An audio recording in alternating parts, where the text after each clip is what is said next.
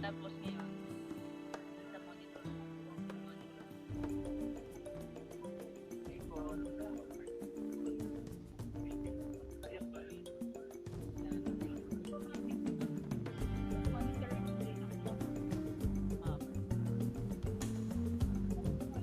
Ayan.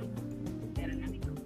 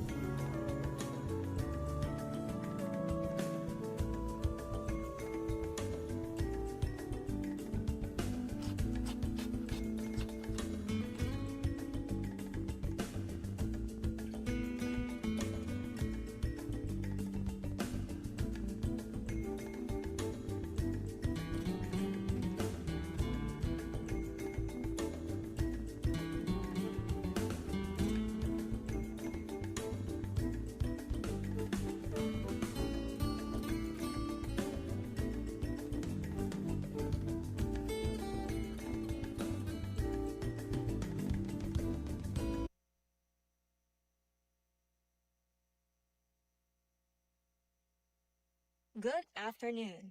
Here are our house rules and some announcements. Strictly no eating and drinking for attendees inside the auditorium. Water bottles and containers must be left at the lobby.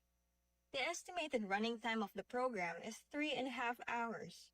During this time, may we request everyone to keep their mobile phones on silent mode.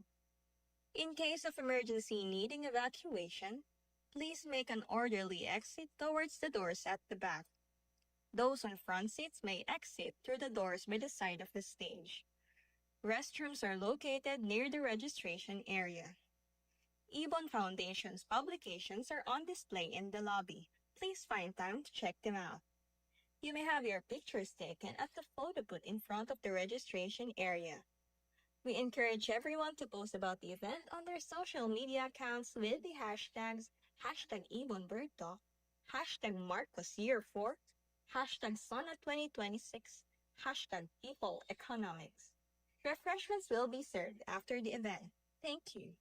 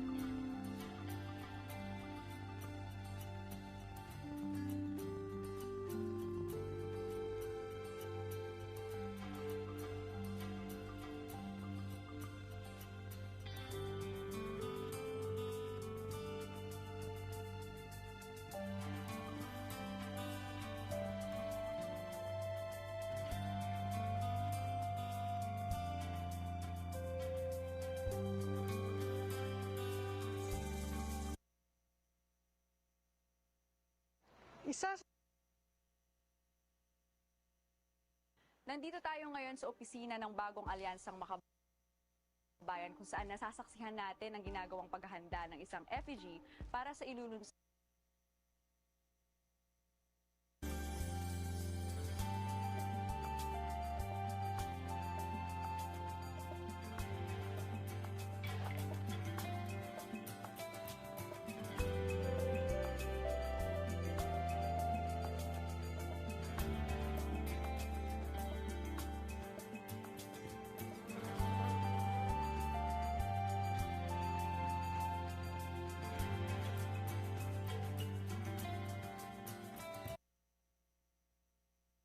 Nandito tayo ngayon sa opisina ng bagong alyansang makabayan kung saan nasasaksihan natin ang ginagawang paghahanda ng isang effigy para sa ilulunsad na SONA ng Bayan 2026 at tampok dito ang isa sa kanilang mga panawagan na pagpapanagot sa lahat ng sangkot sa korupsyon.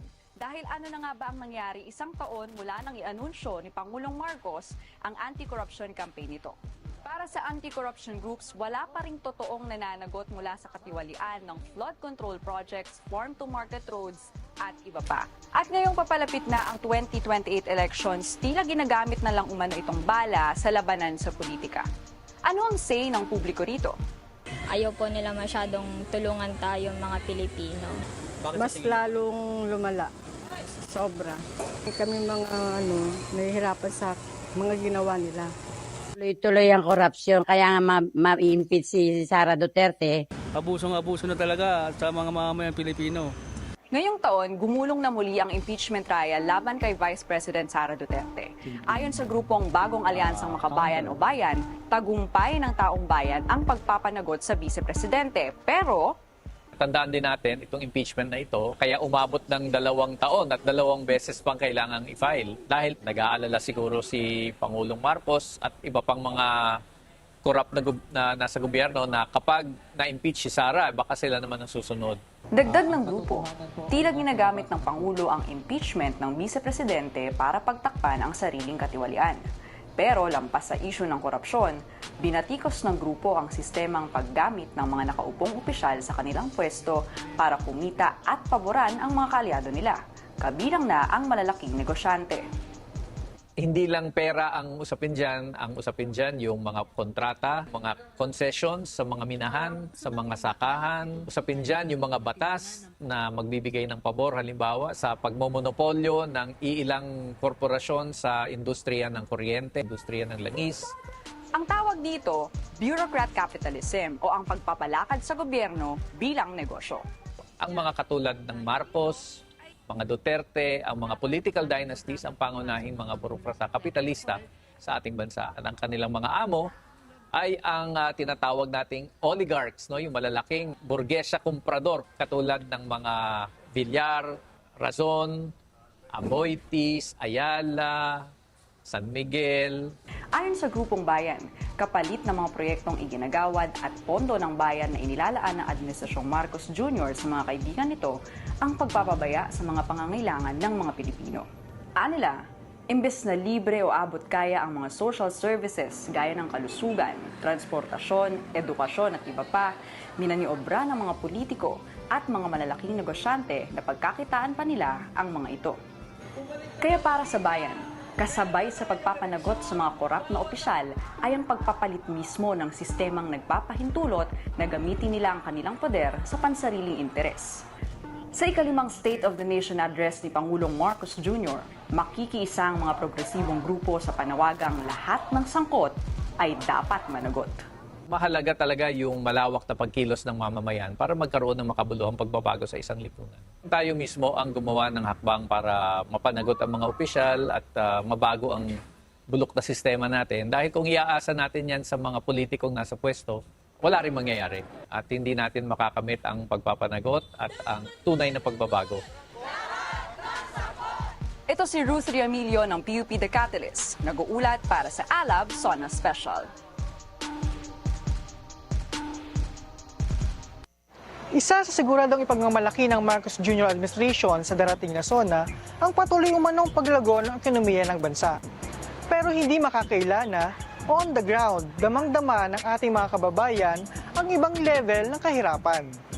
Hindi makarelate ang ordinaryong taong bayan sa anunsyong upper middle income ang status ng Pilipinas.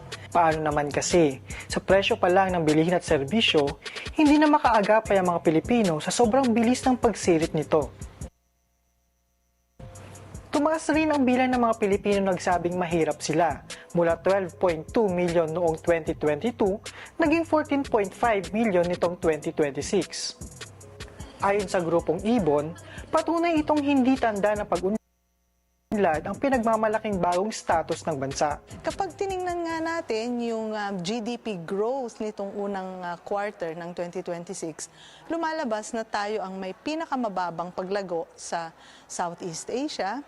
Tayo rin ang may pinakamataas na unemployment, tayo ang may pangatlong pinakamataas na inflation rate. Diyan pa lang makikita na natin na yung status, yung unique status ay hindi rin ramdam ng mismong ekonomiya at ng ating mismong mga kababayan.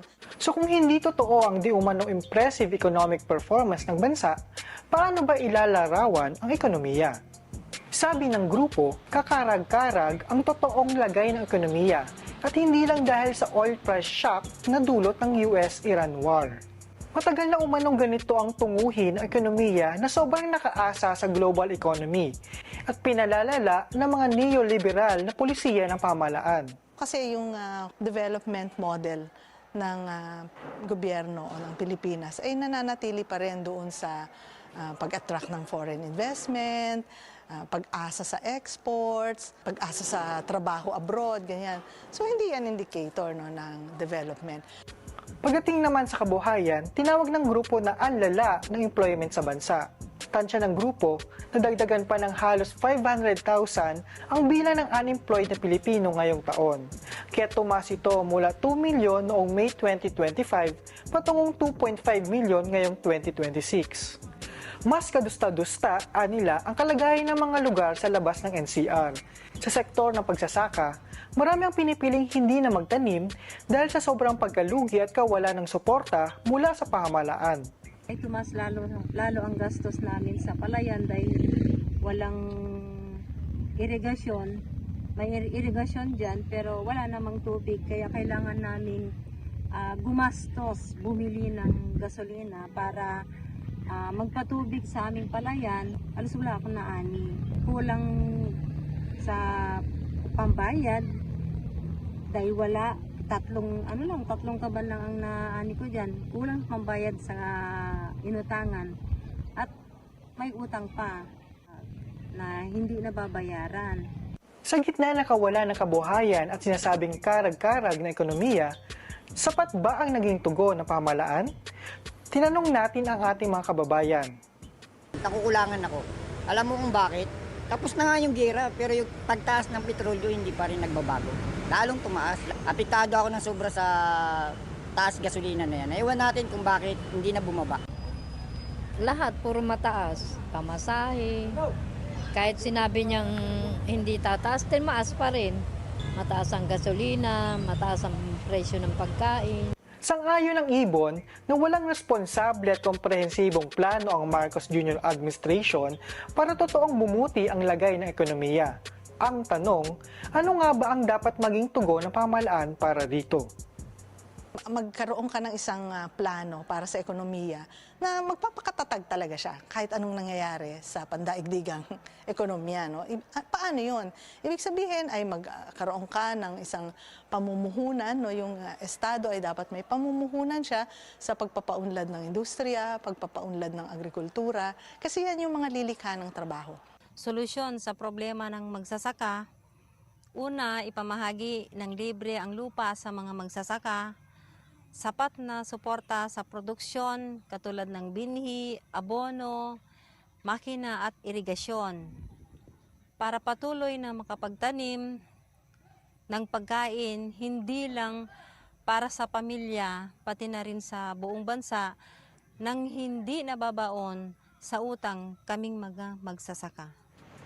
Dito si Reynard Magtoto ng Baretang Bicolnon, nag-uulat para sa Alab SONA Special.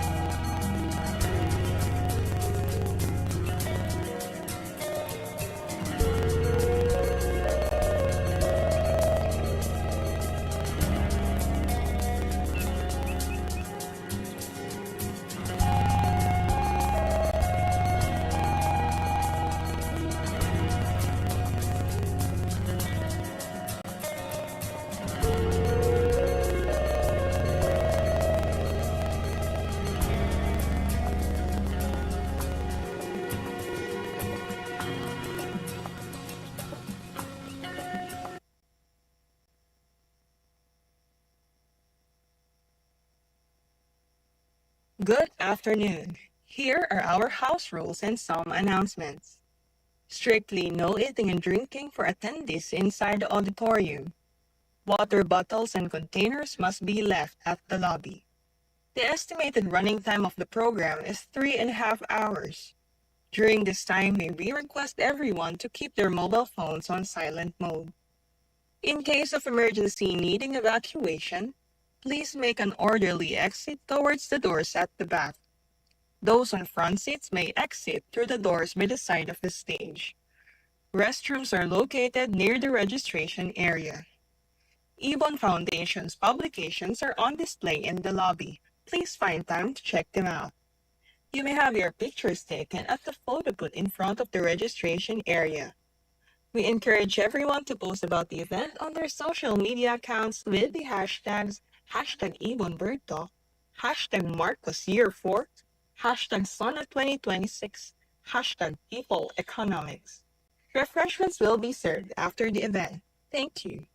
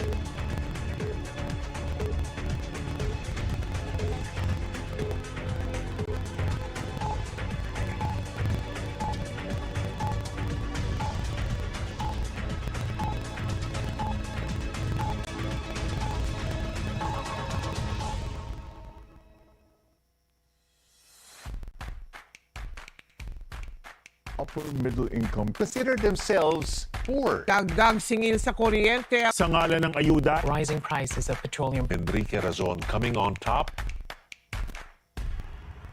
De La Rosa at large Concedes the chamber's leadership. balikatan exercises. The U.S.-led tax silicon Will be blooded. Tulpo ka na ang pangumurakot.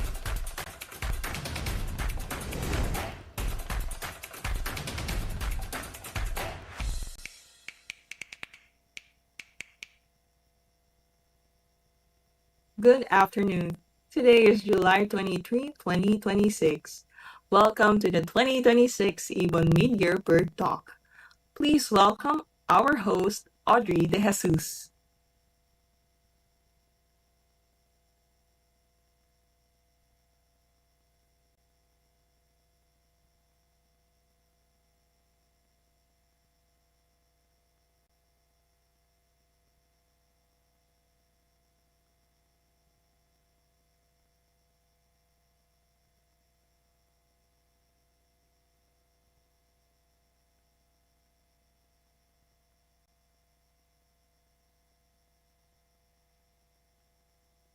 Hello?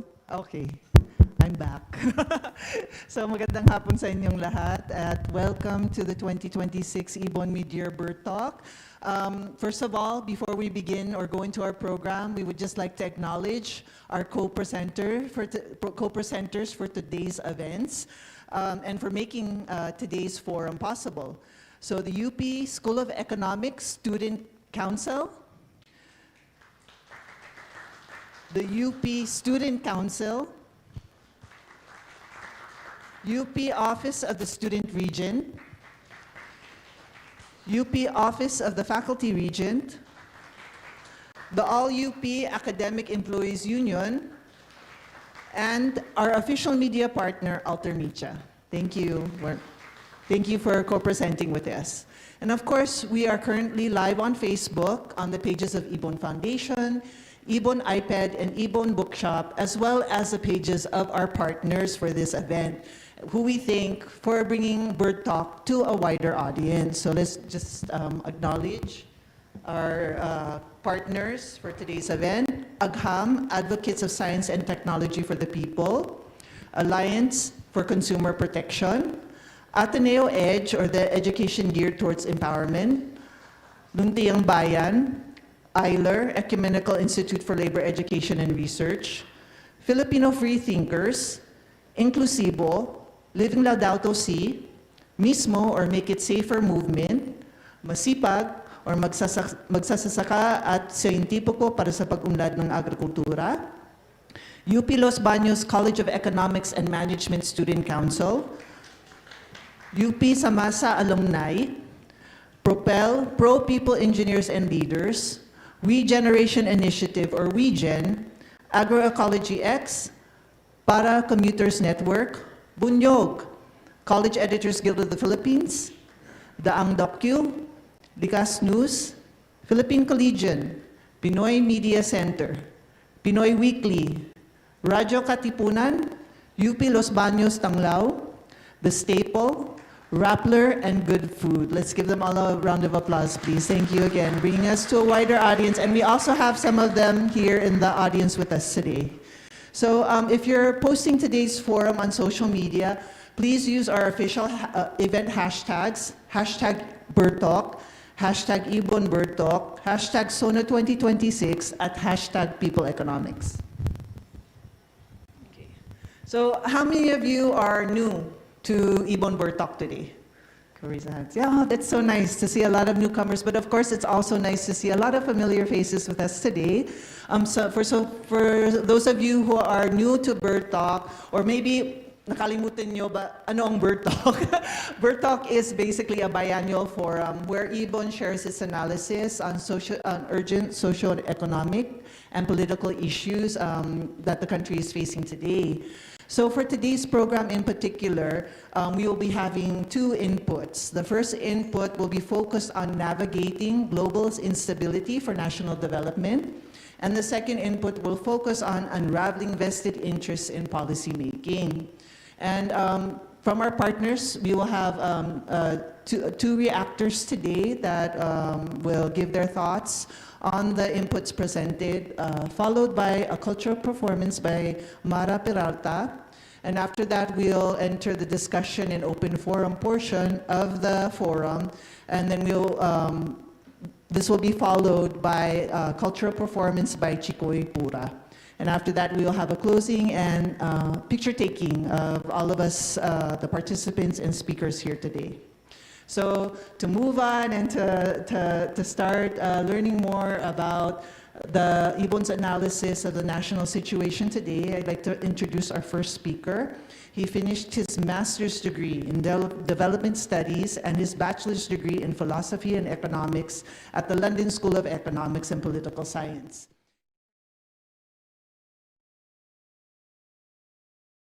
To Jose Enrique Sunny Africa, IBON Executive Director.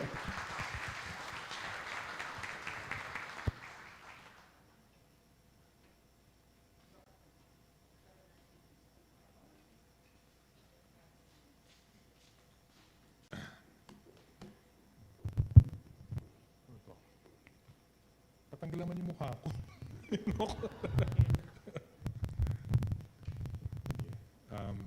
Magandang hapon.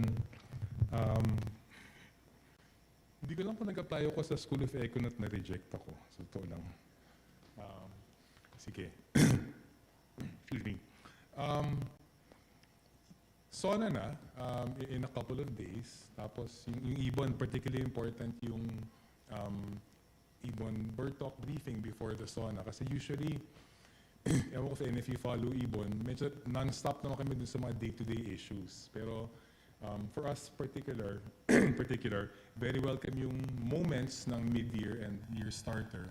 Kasi all those mga small things, parang pwedeng ipagtagpi-tagpi. Sometimes kasi it's hard to talk about the big things habang we're dealing with the mga day-to-day issues. So hopefully, yung presentations namin ni Rosby will help give us a moment to take a longer view at things, see the underlying dynamics in play in the Philippines, but in particular yung part ko, thank you, in particular yung part ko, look at things, the Philippine context in a broader perspective to see the larger forces in play. Kasi these are things that sometimes not talked about on a day-to-day basis, lalo na with the narrowing of attention spans, tapos yung all the political noise from the mga, or political stuff. Super basic yung flow ng i-share ko. Basically, things are bad. Huwag kayo matawa. Things are bad. Things are actually getting worse. And things will probably get worse. That's not a crystal ball for despair. That is an attempt to point out what needs to be done. The world is really changing rapidly. Hindi ko ito sinasabi dahil medyo matanda na ako, but feeling ko talaga once in a while in our lives, we don't always come across mga big shifts in the world. But I think anyone who's over 50 right now can probably sense na the last few years, things are changing talaga in the world. So hopefully I'll give a brief outline about some of the major changes in the world underway, with of course direct implications of Philippines. The concern of course is that with things changing in the world, the Philippines should change its approach as well, in particular our development strategies. That's where a point of despair comes from, kasi the administration, despite such dramatic geopolitical, geoeconomic shifts worldwide, is still kind of stuck in the past. And that's where the problem lies. It's stuck in the past in terms of what kind of domestic policies are going to be implemented. It's stuck in the past about seeing what are the changes in the world. So unfortunately, I think that is working to the detriment of the Philippine economy and the Filipino people. So hindi to point of despair, but yun nga, it's a point of clarification to sort of hopefully help guide us in our day-to-day work. IBON doesn't pretend naman to have perfect knowledge of everything, so we kind of look forward especially to the mga Birdtalk briefings, for the open forums, for the mga nasty messages and texts, kasi we do want we are very open. We do want to evolve our own thinking as best as we can. Grabe, 3 minutes na ako. Nag-blur lang ako. Anyway. Oh my God, it's me. Okay yan. Of course, hard to talk about this upper middle income nonsense. So just to sort of get this out of the way, I'm actually hoping Bongbong says something about us being upper middle income countries sa kanyang SONA kasi that's gonna blow up in his face.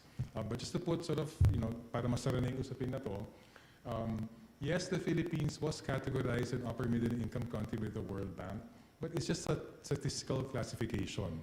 Kinuha yung gross national income natin, divide by the population, through that statistical arithmetical computation, nag-jump tayo from here to there. So pasang-awa tayo. So what does upper middle income mean? These are all the countries in the world, 201 countries monitored by the World Bank. That's Burundi there, that's Bermuda there. The height is the gross national income per capita, $240 for Burundi, $4.8 for the Philippines, 14,000 global average. The only thing that happened was arithmetical computation, we jumped, we already classified, that's it. So in a lot of ways, yung tanong, naramdaman ba ang upper middle income? You don't feel an arithmetical computation. So 3 points lang to sort of get this upper middle income stuff out of the way. Unang-una, these are all 201 countries monitored by the World Bank. Despite whatever hype we might have heard on the Philippine government, the Philippines is still in the bottom 1/3 poorest countries in the world. So point number one. Point number two, even our hyped $4,850, that's only about 1/3 of the global average. It's 1/30th of the richest country. So even that actually isn't very high. Third point, this is actually measured development. Okay, may kind of correlation minsan, the higher the income level, the higher the levels of human welfare, human development, but this does not measure development. And I think the most important point, the third point, so to completely demolish the idea that this upper middle income thing means anything, it just measures growth, but the journey matters. What kind of growth did we undertake to make that pasang-awa leap from the blue category to orange category? The kind of growth path we took was a growth path where Philippine production, in particular Philippine agriculture, has fallen to its smallest share of the economy in the country's history. Manufacturing has fallen to its smallest share in almost 8 decades, since 1949. So ang growth path natin, yeah, economic output was expanding, but it was an economic output in the most important foundational elements of the economy, agriculture and industry. If anything, we're reaching historic lows. Second important point about this slide, this blue line measures the combination of the main production sectors of the economy: agriculture, manufacturing, construction, and mining. This is the time when the World Bank, the ones who classified us as upper middle income, this was the time, 1979, when the World Bank negotiated our first structural adjustment program. All the money, globalization nonsense, liberalization, privatization, deregulation. The first formal program we had in the Philippines from that was with the World Bank SAP in 1979, negotiated 79, finalized in 1980. It's not a coincidence that all the liberalization, deregulation, privatization policies implemented since then, that's behind the collapse in production, behind the collapse in manufacturing, behind the continuing collapse in agriculture. That's so important kasi it's 50 years later. So parang hindi matuto dun sa naging experience natin dyan, that's kind of going to be a bit weird. So point number one, why does that upper middle income not mean anything? Kasi the growth actually hasn't meant anything because there was no qualitative transformation in the Philippine economy. If anything, that is a backsliding in the most important sectors for economic development. I'm so sorry, maraming numbers. Buti medyo maliit yung venue. But this table This table just lists Filipino families. You more or less estimate ng IBON of the net worth of each Filipino family and their monthly income. How many families, how many by population, adjusted by family size yan. I won't go into detail kasi marami pang sasabihin. Point lang, GNI divided by population doesn't really measure household income. Pero kung patulan natin yon, is the Philippines an upper middle income country in the sense na most Filipinos are upper middle income? Clearly hindi. In the Philippines, okay maganda, here. Our characterization on the contrary, the Philippines has to be called a poor and low income country. Why? Number one, 62% of the population are in families that earn less than 22,000 pesos a month. So that's about 14.4 million families with 70 million Filipinos. So majority of families and majority of Filipinos are actually in that category under 22,000. So sa pag-categorize, majority wins. So poor low income tayo. Things aren't much better if you add the tawag namin lower middle class between 22 to 36,000. Kasi even by that, a bit more stricter definition, 96 million Filipinos are in families earning 36,000 pesos or less a day. So sa amin, more than the growth blah, more than the income classifications, what's the economy for? Is it creating enough incomes for Filipinos to have a decent life? Majority are poor, low income. An overwhelming majority are poor, low income, and lower middle class. So, hindi tayo upper middle income. We have to really get over this growth obsession. I mean, it's nice to have a number, measure performance, it's faster now, slower now, faster kay Bongbong, slower kay Duterte, ganyan. But actually, oddly, it's surprising for many, the economy isn't about growth. The economy is about the welfare of people working in that economy. And actually, you can have fast economic growth, but have people left behind. This chart shows fast economic growth, but the people left behind. This is gross domestic product per capita, approximation in GNI per capita. The red line is self-rated poverty according to SWS. 2 points I want to highlight. In the highest growth period, 2005 to 2016, we were 5.7% average growth over the 5% historical average. Fastest economic growth in recorded Philippine history. Self-rated poverty actually declined over that period of high growth.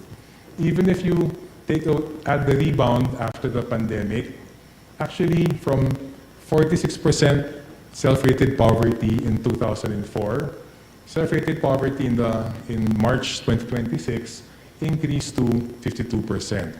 So highlight lang, let's not get so obsessed about growth, but what does it mean for the people? Growth has become faster, but it hasn't helped the people because on the contrary, the magnitude of poor increased, the percentage of poor also increased. So yun ang point about this slide. Ito yung pinaka-segment dun sa global context.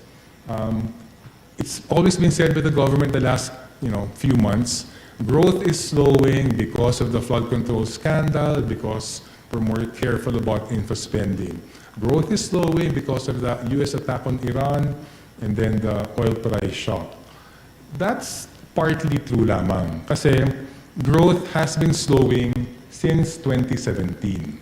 I think that's important kasi if you don't see the long-term drivers of slow growth, we will mistake anti-corruption issues and energy issues as the main cause of the slowdown. This chart shows the declining economic growth since the peak in 2016. May decline siya, medyo natago with the pandemic, but generally it has been in decline. Ito rebound kasi yan from there, so that doesn't really count. So if you kind of squint a bit, you'll see economic growth slowing from 2016 all the way down to where we are right now, and projected even slower growth this year, and in all likelihood next year. Trivia, 9 out of 10 of announced government growth targets are always overstated. So huwag kayo masyadong mabilib sa mga projections na yon. Ang big question for us is, why has economic growth been slowing since 2017? We'd argue, pigang-piga na, super exhausted na itong bankrupt, obsolete Philippine growth model relying on free market economics, etc., etc. Why? Because the main drivers of growth over 2004 until 2016 wasn't a vibrant economy, wasn't vibrant agriculture or vibrant industry. What really drove that fast growth over that period were four things: expanding wage work, more money circulating in the economy, overseas remittances increasing. For a period of time, exports and foreign investment was actually increasing. And finally, the government was spending a lot. These four drivers, wage work, remittances, external impulse, and fiscal stimulus, from 2017, may papel naman sa Birdtalk paper doon, they all started weakening. So, yung cause ng growth slowdown wasn't the anti-corruption campaign, wasn't the energy shock, it was nawala na yung real drivers of growth, which are very temporary in the absence of strong agriculture and strong industry. The most that can be said, yung flood control scandals at pag-iingat ng mga government agencies to spend aggravated that. Energy shock, of course, also aggravated that. But even without those two things, the economy has been slowing because the growth model ay exhausted. Ito, patulero lang dun sa how are things now under Bongbong. SWS, if the government had come out more frequently and more timely with poverty data, we could use that. But mas may sense of social responsibility ang isang private outfit. In 2022, self-rated poverty was 43%, increasing to 52% in March. That translates to a 2.3 million increase in poverty to 14.5 million. Even worse, involuntary hunger more than doubled, 12% to almost over 23%. That's a 3.6 million more involuntary hungry people since the start of the Marcos administration. So, ano lang yan. Of course, the point lang, hindi yung growth na nagmamatter eh. Whatever direction growth goes, we wouldn't complain if jobs were created, incomes were high, people were prosperous, everyone was well-fed, but that wasn't happening. Okay.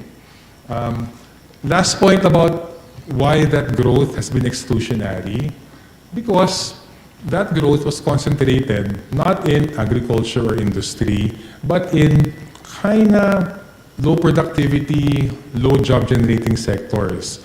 Trade, real estate, construction niya, pero momentary yun. Finance, high value but maliit. BPOs, well, right now threatened by AI, and labor export. This is first one of the most important conclusions to draw from the Philippine growth model. The Philippine growth model is an underdeveloped model because right now, latest data as of May, the government reports 2.5 million unemployed.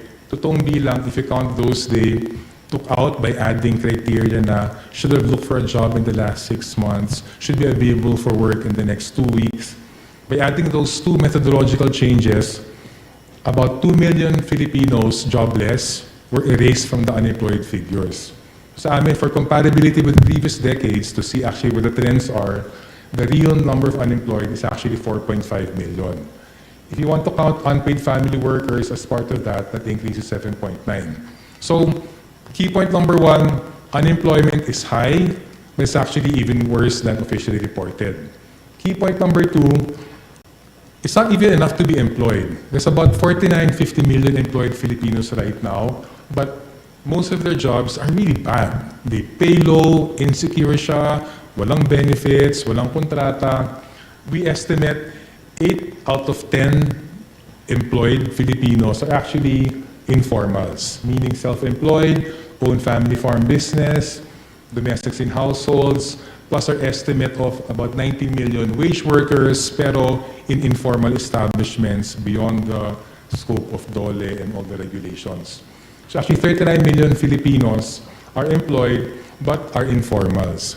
And I think this actually explains very well why official figures seem nice, job creation seems kind of respectable, not so high, but people are still poor. Because with the kind of economy we have, with the kind of economic structure and jobs being created, it turns out having a job isn't enough anymore to lift you out of poverty. So key point din yan kasi the labor force figure should be taken at face value. This next point is something we really want to highlight. Si Bongbong marami siyang record setting. Isang record setting sa kanya, the most volatile work as far as records allow. On any given month-to-month basis, employment can drop by 4.6 million or increase by 3.4 million. Grabing volatility yan. At sa maraming Pilipino, is no work, no pay. May magsasabi, lalo may economist. Pero may seasonality kasi. Sige, even taking seasonality into consideration, employment can drop by as much as 2.8 million or increase by almost 6 million. Bottom line, kung volatile yung work, volatile yung kita ng family. Sana, seasonal din yung paggastos ng pamilya. Unfortunately, hindi. So this actually reflects how bad the work situation is. Ang baba na ng kita mo is uncertain pa actually if you will have work in the coming period. And sa amin, in its entirety, this explains the increasing poverty despite the increasing growth. Last point, nakilala namin singit because of the looming 85 peso first give in, I think Sunday, and then the next give sa January. This measures regional wages across all regions. Average wage, minimum wage right now is worth 21% less than in 1989.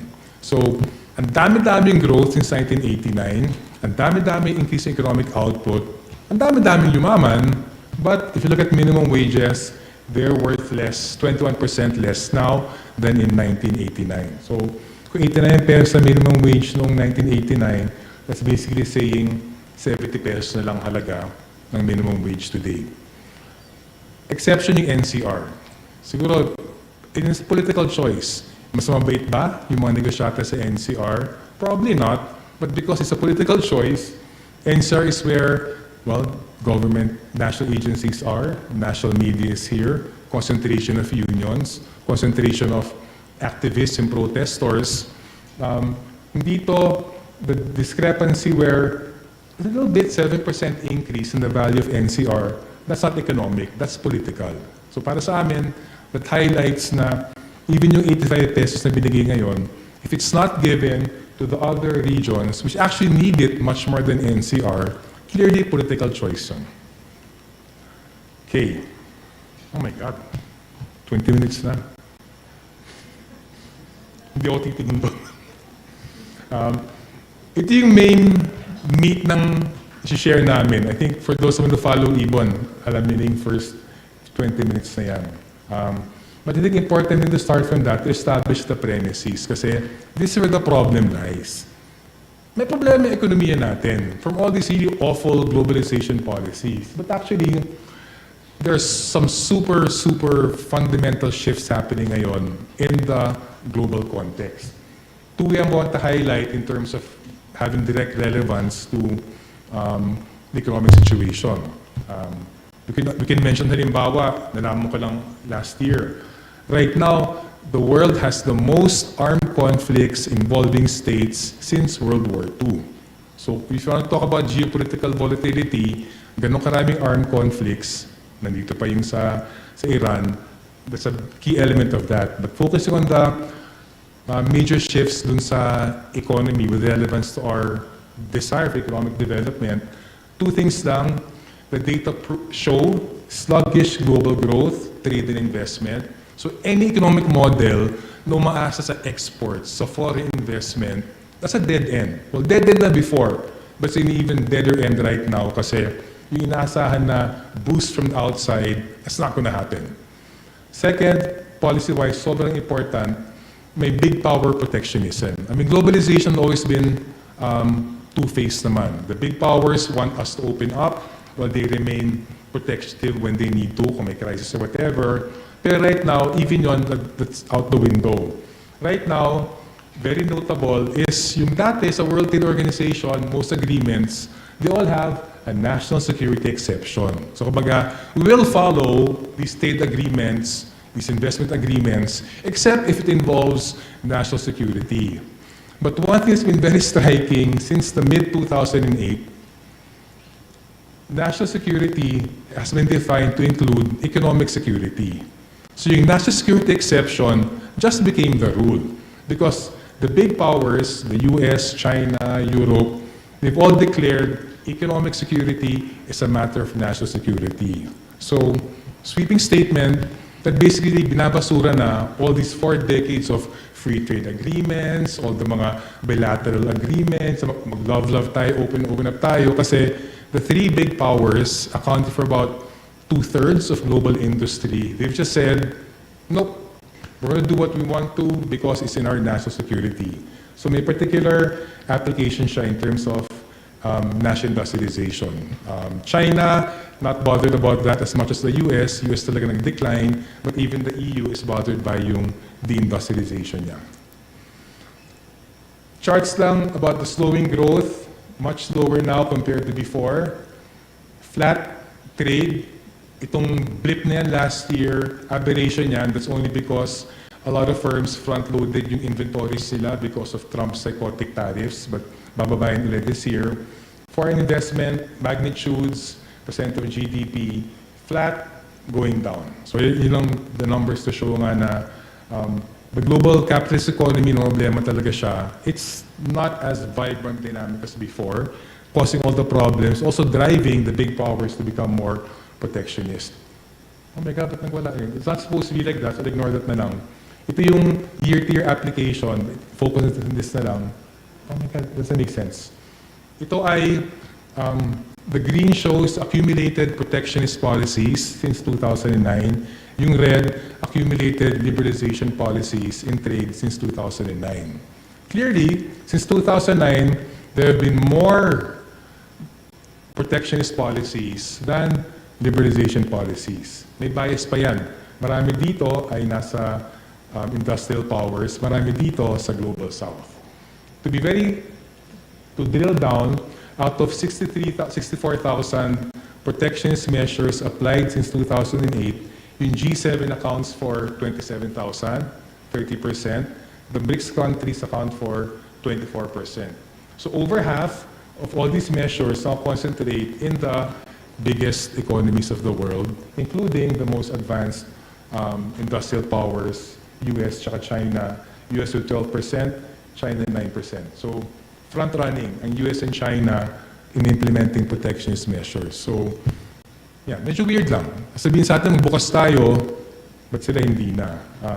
Before, tinatago pa nila yan, but since the Obama administration, binibilitate na talaga yung WTO. So talagang hindi pa yata nagabayad ng juice, hindi lang sa UN, sa WTO ang US just to debilitate them. So key point yan, increasing protectionism, especially by the big powers. I'm going to rush through investment lang yan. Main point, I think, super big shift that's unprecedented in the last maybe 50 years. When the US, China, and the EU all formally declared economic security is a matter of national security, especially in terms of industrialization policies. Actually, nauna na dyan China. China talaga medyo far-thinking siya. As early as their 11th five-year plan in 2006, sabi nila yan, not in so many words, sabi nila yan. They also identified as early as 2006, semiconductors, biotechnology, naglista na sila, the mga key industries they will protect, they will support, they will make sure that China, in 30 years' time, is the most advanced in these particular fields. So pinto pa yan in subsequent five-year plans. But yung US, first we heard of it was nung national security strategy nila in 2017, there was that explicit declaration. Followed soon after by the EU, in-implement muna yung kanilang FDI screening, but then by 2020, nag-formal declaration na rin sila. Ang point lang being, these are the most advanced industrial powers in the world. But because of, again, mahabang kwento yun, mahabang story yun, but because of their compulsion to protect, support their own national industries, they made it a part of their formal economic policy and national security strategies. You'll notice even sa list na to, semiconductors, top of mind talaga yan. Siguro kinopen nila yung 11th five-year plan ng China. Yung US, nag-Chips and Science Act, I think, if I remember, $340 billion worth of subsidies yata yan in 2022. Ginaya ng EU in 2023. May critical minerals pa din. Main point lang dyan is, all that mga nakasanayan ng marami na World Trade Organization, Free Trade Agreements, ASEAN, love, open up, that world's over. Especially because the biggest powers that have always been pushing hardest for that, hindi na tenable sa kanila. And it's been so untenable to pretend with that deceit of neoliberal globalization. Actually, nagulat kami, in February of this year, yung World Bank, nagmea culpa na siya. Sabi niya, in a March or February 2026 report, ay sorry, yung pagsabi namin na industrial policy is bad, mali pala yun. So the same bank na in the 1960s, 70s, told South Korea, mo kayang maniwala dyan sa protect your steel industry. The same bank na sabi sa Pilipinas, Marcos, national industrial, 11 industrial projects, kalokohan yan. That's a few months ago, mea culpa, mali pala yun. So it's not because nagka-epiphany sila, but because the US, of course, needs that kind of intellectual propaganda justification for something that they were already doing before.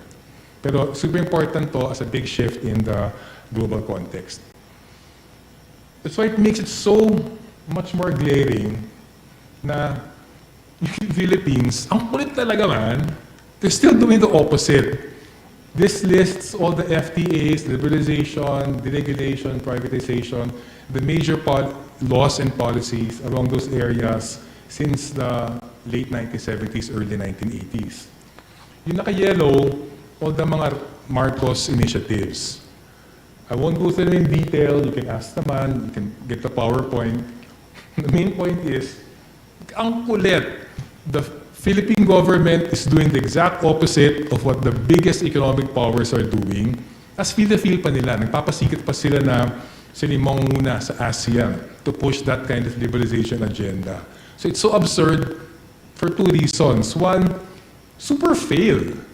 Yung pagbagsak ng agriculture, pagbagsak ng manufacturing, paglaki ng bilang ng walang trabaho, pagtulak ng Pilipino abroad, pagbagsak ng kita, paglala ng informality, paglala ng volatility, that's all because of the cumulative effect ng free trade agreements, all the shons pinapatupad over the last 40 years. Pero walang kadala-dala yung administrasyon, dinagdagan pa niya. At proud pa siya. Nag-economic roadshow siya. Hindi ko alam kung Pilipinas na lang gaganyan anyway. So, yun ang key point, the Marcos administration is doing the exact opposite, hindi lang of what's needed, but of what the big powers are doing. So that doesn't make sense. Second point, maliban sa oblivious yung administration to the damage all these have caused, oblivious din siya sa ginagawa ng US, China, Europe ngayon. So parang wala siyang Google o baka walang tiwala sa AI, sa chat. Drilling down particularly sa Philippines, it does matter. It matters so much kasi may problema na for the Philippines insisting on this opening up nonsense. So, problema na yon. Pero, another way na stuck in the past yung Pilipinas, stuck na siya sa mundo ng neoliberal globalization, stuck din siya sa pagiging kolonya ng US. Kasi, amid opening up, nag-open up na siya, tapos dumikit pa siya sa US. And it's so absurd kasi very clear at very well stated yung objectives ng US sa Pilipinas. Whether policy statements nila or mga interviews, pronouncements. There are two main interrelated reasons for the US to have so much more interest sa Pilipinas ngayon. Una, military staging area versus China. May konting, sa mga matanda na dito, si Ka Judy nandito. Yung mga medyo nakaalala, nung panahon ng Clark and Subic, essentially, basing lang. Well, lang. Nakakonsentra in Clark and Subic, naparaming sundalo, napakaraming war material. We've moved beyond that. May qualitative change na. Hindi lang tayo tambakan ng war material, pwestuhan ng troops on a rotating basis. We're now also actively a staging area for missile and drone strikes. Nag-establish ng command and control over US forces operating sa West Philippine Sea at South China Sea. Tapos, hindi na siya ginagawa in Clark or in Subic, ginagawa siya nationwide. So awful talaga yon. Nag-expand na the expectations sa Pilipinas as a military extension. Ikalawa, in-extend pa sa buong Pilipinas by design. Kasi na-realize ng US, delikado to put all your eggs in 2 baskets, Clark and Subic. So by design, kinalit nila yung 9 EDGE sites, kinalit nila yung mga fuel depot dito, munitions dyan, warehouse dito. It's intentionally spread across the archipelago to make it harder to target by yung precision strikes ng China. Kaya din, ewan ko napansin yung mga press release, ang weird eh, parang proud na proud sila. 3 US Marine trucks nakapag-roro from Davao to Samar. So, first time I saw it, parang, what the F? What's so grand about nakapag-roro siya? It turns out, that's because the US wants the whole Philippines as a base na spread out. Kaya kailangan yung infrastructure na yon at kailangan niya yung mga scattered sites as a protection against yung US sites, Chinese strikes. Pero second, ito yung mas economic aspect niya, yung term of defense industrial base, I don't know if anyone else had used it before, pero first time ko din nakita sa US.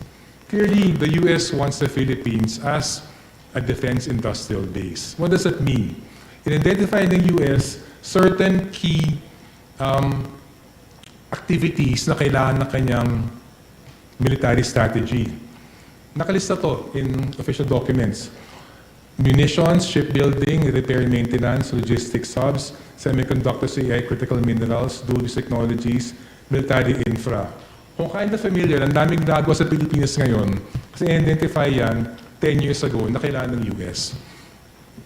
Smart naman yung US, but confirm halimbawa ba yung nangyari dito sa US attack on Iran, even yung ginagawa sa Ukraine ng Russia, yung warfare ngayon, kailangan real-time nandun ka eh.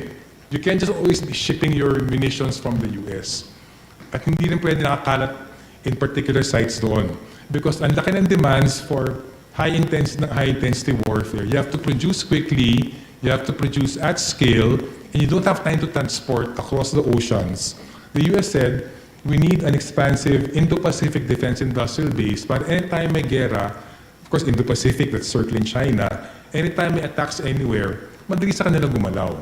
And that's an official plan by the US and the Philippines, very convened sa kanya, particularly for our location, because ever since naman nung turn of the century, gusto talaga yung Pilipinas because of proximity to China.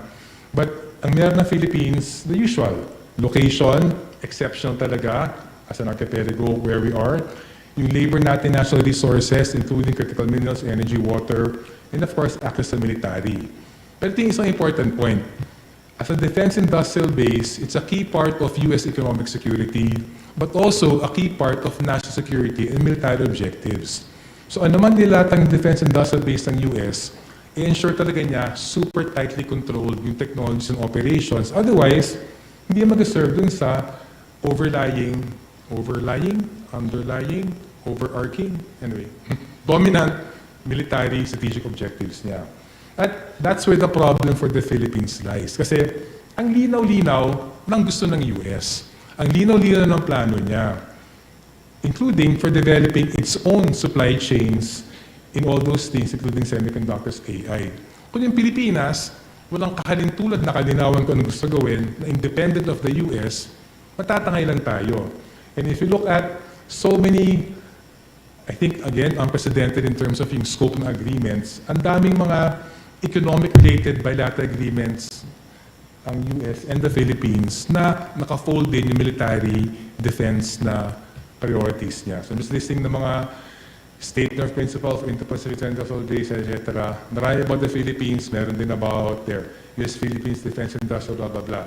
So all these documents, taken all together, they basically say the US wants this from the Philippines, and the US will give that.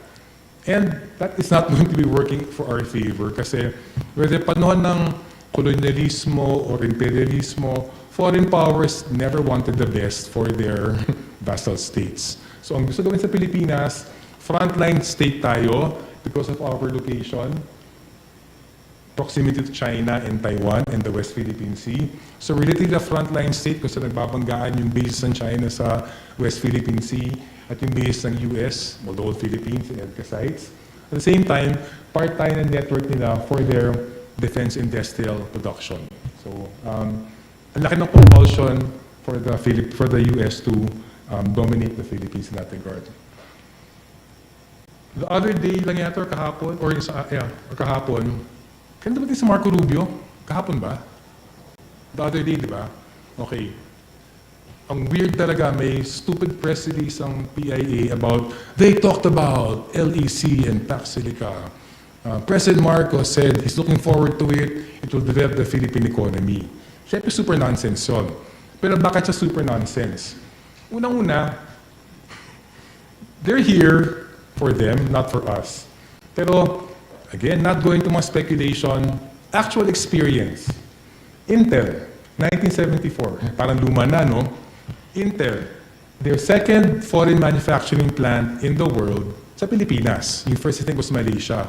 Yung second sa either Makati or Cavite yun, in 1974. They were here until 2009 for 35 years. Nag-invest ng $1.5 billion. Siyempre, laki na nun.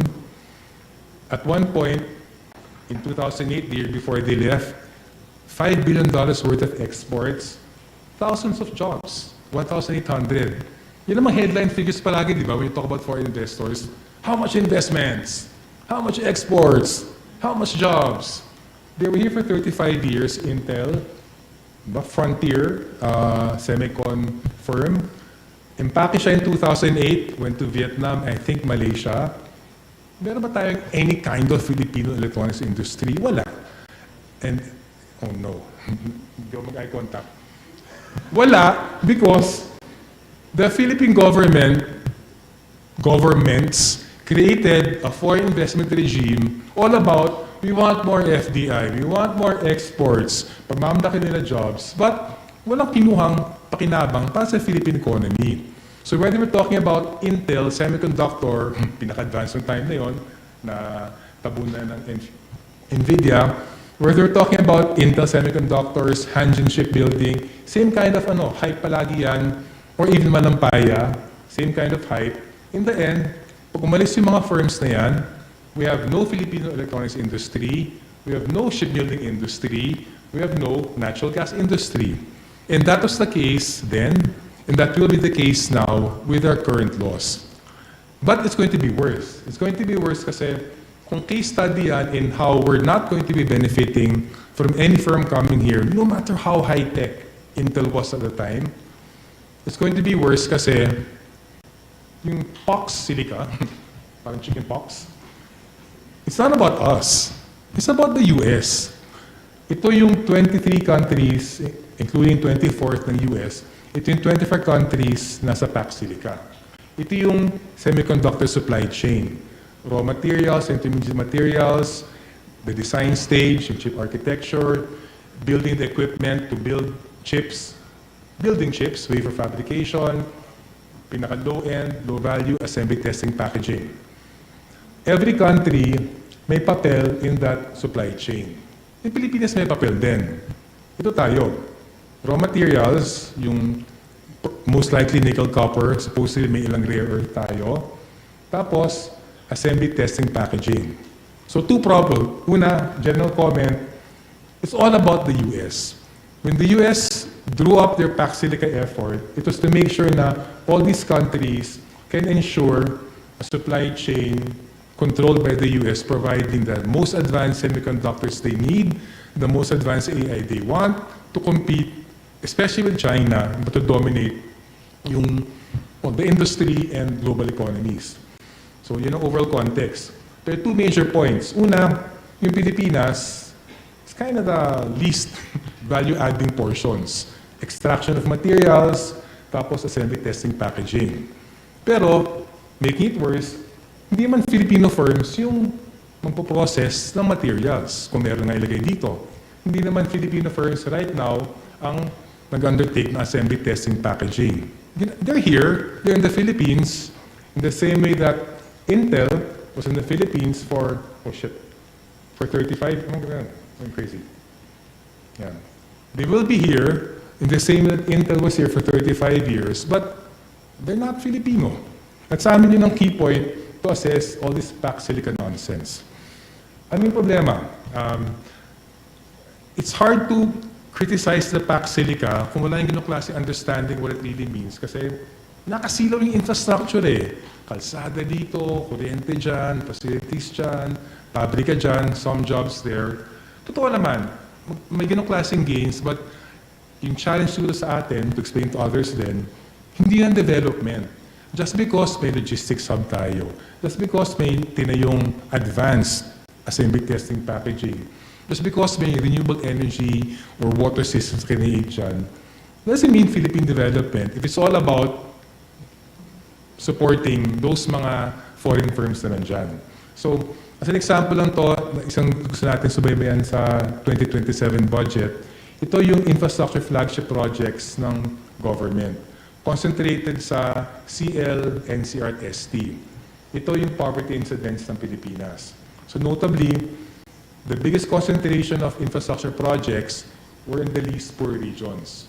Bakit? Because the infrastructure was never really for Filipinos. It was for sino nandito. That's where most special economic zones are. That's where most of the country's large firms are.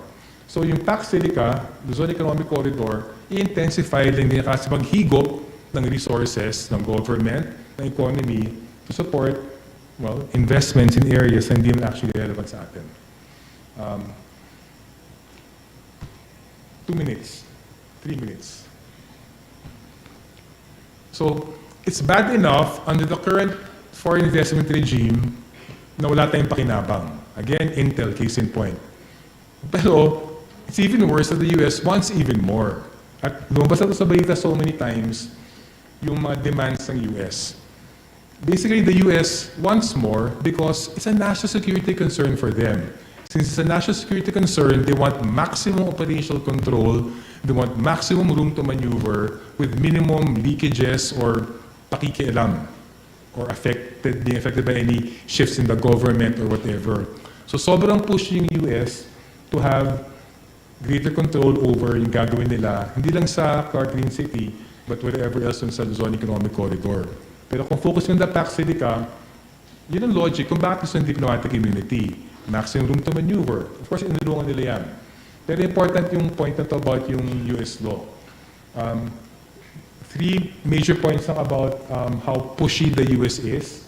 One, important to, yung paggamit na term na economic statecraft at the fact na US State Department, hindi Department of Commerce or some smaller department na nag-push ng packed silica, national security kasi talaga siya. So in terms of economic statecraft, gagamitin ng US all levers of foreign policy niya to get what it wants kasi nga national security concern. And that's asymmetric sa atin and that's going to be a point of concern. But the second problem is yung 2 things na raise nila, joint governance at yung American expertise institutions, legal regimes. Delikado siya kasi one, yung joint governance, what does it mean? Una, we don't actually know what an economic security zone is. Is it the same kind of economic zone lang? Kung ganun, hindi lang ganun tinawag. Catch phrase somewhere, whatever maybe. Pero the term joint governance, that's dangerous kasi magkaka-government, 2 governments giving oversight over the economic security zone. So ibig sabihin may governing body with a US-appointed official na hindi lang advisory, may binding decisions on investment decisions, sinong pwedeng pumesto dyan, what infrastructure will be created, and regulatory control over sa kanya, even yung planning expansion. So medyo weird na yun na may babatong term na joint governance. And of course, may sovereignty issue, ano yung powers exercised jointly versus exclusive with the Philippine government. So hindi siya innocent na paggamit ng term, very loaded siya, but consistent from what the US wants, maximum control over the operations. Ito, we could go through them lang. Yung usapin ng institutions, legal regimes, you hear it all the time naman eh. Businesses want predictability. Businesses want consistency. Unfortunately, itong simple, parang nice-sounding expertise institutions and legal regimes. It's basically the US wanting a legal framework for locators na nakabias sa kanila. An examples nun, kung magkaroon ng issue sa mga contracts, di ba parang anong masama sa international enforceable or dispute resolution?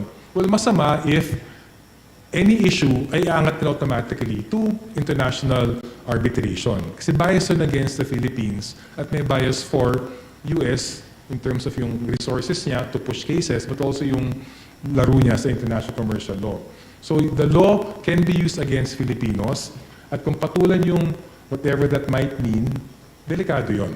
Secondly, does it also mean na kailangan baguhin yung Philippine laws to give the US that leeway? So, masama pero legal. Marami tayong experience ng masama pero legal, kaya napapatupad din siya. So I'll conclude with sa amin sa IBON, the most important reference point for the Pax Silica Framework Agreement na iniluto sa November. Patuloy natin yung hype nila. This will industrialize the country. This will develop the Philippines. Sige, what does industrializing the Philippines mean? It means Philippine industrialization. It means Filipino firms producing high-tech goods with native ating science and technology. It means Filipino firms gamit ng local resources to produce. It means Filipino firms improving our productivity and our employment quality. So kung yun ang mga reference point natin sa industrialization, clearly, yung gagawin address or lunsaran lamang yung Clark Green City or any economic corridor, as designed right now, they're not about developing Filipino industrialization, they're not about developing Filipino firms. Sobrang dami itong mga listahan na to, pero itong sa amin sa IBON, making reference point namin for criticizing, foreseeing the problem with the framework agreement. Anong kailangan ng Philippines, paano tayo dapat makitungo to any foreign investor coming to the country if it's about Philippine industrialization. So hindi lang Pax Silica, actually any foreign investor nandito. Even yung mga sobrang daming manufacturing firms right now na foreign sa Pilipinas. Anong gusto natin? Super basic. The same way na may National Industrialization Plan ng US, dapat meron yung Pilipinas. To set priorities, to give guidance, to make sure na direksyon yan supporting Filipino firms. Wala tayong ganyan. Kailangan ng ma-retain ng Philippines complete domestic legal regulatory authority. Kailangan mag-joint venture. The best way to learn is to be in the joint venture. The best way to regulate and control is to be in a joint venture. Kailangan may foreign investor dito. Okay, perform not just to you to make money, mandatory tech transfer, local procurement, local value added, domestic investment ng profits. Hindi lang yung kikita ka dito, then you do what you want. Of course, basic protection, labor rights, and welfare. Particularly important dun sa energy and water intensity ng plant na data centers and assembly testing, not as bad as wafer fabrication, pero matakot din siya. Kailangan stick environmental conditions. Tapos, pwede mas positive. Pero mamalaki niyo yung Pax Silica will develop the country. Actually, what will develop the country is not advanced technology here na ang pakinabang goes to American firms or Japanese firms or European firms. Will Pax Silica technologies help develop Filipino agri-machinery equipment? Will it help develop Filipino irrigation equipment? Philippine agroecology, Philippine renewable energy. Kung walang connection na yon, we're not getting that spillover na gusto natin. And of course, even so LEC infrastructure, if it's not helping Philippine agriculture, manufacturing, public transport, MSMEs, that's just for them, it's not for us. So, sa amin, pinaka-last point, sorry, supo overtime na, main point lang naman is ultimately, basura talaga. I mean, all those neoliberal globalization, free market-oriented policies, they were wrong before, they're even more untenable now. Amid changing global conditions, the protracted stagnations of the world economy, but especially itong growing protectionism by the big powers. But also, naming names, ang problema is with the BBM admin. I mean, what happens outside, discarded in US, China, Europe, discarded nila yan. But what happens sa atin inside our territory, a sovereign country, nasa kontrol naman ng Pilipinas, ng gobyerno. But if the BBM admin is kind of stuck in the past, sa economy, globalization, nonsense, liberalization, that's bad for us. If it aligns to the US, like a neo-colonial client state, that's bad for us. It's bad for us as our economy, and it's also bad for us as the Philippine people. I'm so sorry. Thank you very much.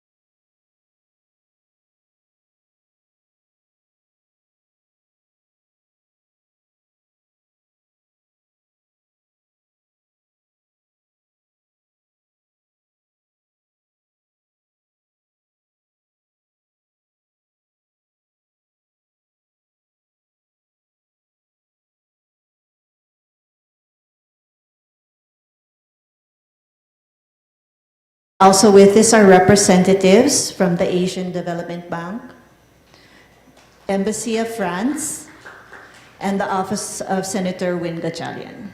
Thank you for being with us here with us today. So for our second speaker, she finished her AB Economics degree at the University of Philippines, Manila, and she's currently a member of the Board of Trustees for both IBON and the Asia Pacific Research Network. Let's give a warm welcome to IBON Research Head and Executive Editor, Rosario Guzman.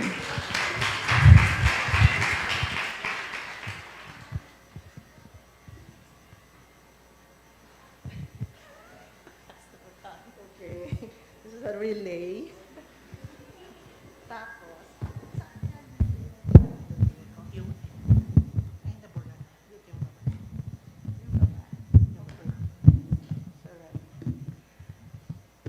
Magandang hapon, good afternoon. May echo? Wala. Okay. All right.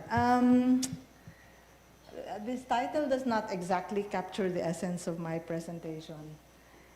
But now that I have your attention with my artistic titling, which is telling of my age, if you know the song, my intention is to unravel, actually, the country's political economy and how vested interests consistently favor maintaining that insane development model that Sunny used all the nice adjectives, the what the F and all that. Why our political economy or vested interests are favoring that over economic transformation. So from the start, silence has been the politics or the political strategy of Bongbong Marcos. No? And this has been primarily intended for dodging responsibility. May momentary feigned outrage in his last SONA over the flood control scandals, over corruption within his own government. Pero what began as an expose of politicians plundering funds eventually revealed a much bigger scheme. How the national budget is diverted to corruption and pork barrel spending, and how the president himself signs it off. So we increased the tenor of public debate, and we talked about an even more systemic disease, bureaucrat capitalism. So, indeed, no, a year has passed, di natin mahanap si Saldico, and the former House Speaker, Martin Romualdez, both were named as the operators of the anomaly, have neither been arrested nor jailed. And how many of the more than 200 members of Congress who received funds for flood control projects have actually been charged? Ilan sa mga senador na napangalanan ang nakulong? Or even has anyone in the President's cabinet answered for this systemic corruption? Meron pang na-assign no?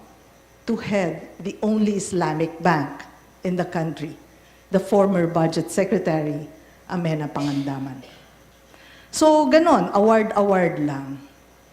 Walang pagsisisi, walang pagwawasto.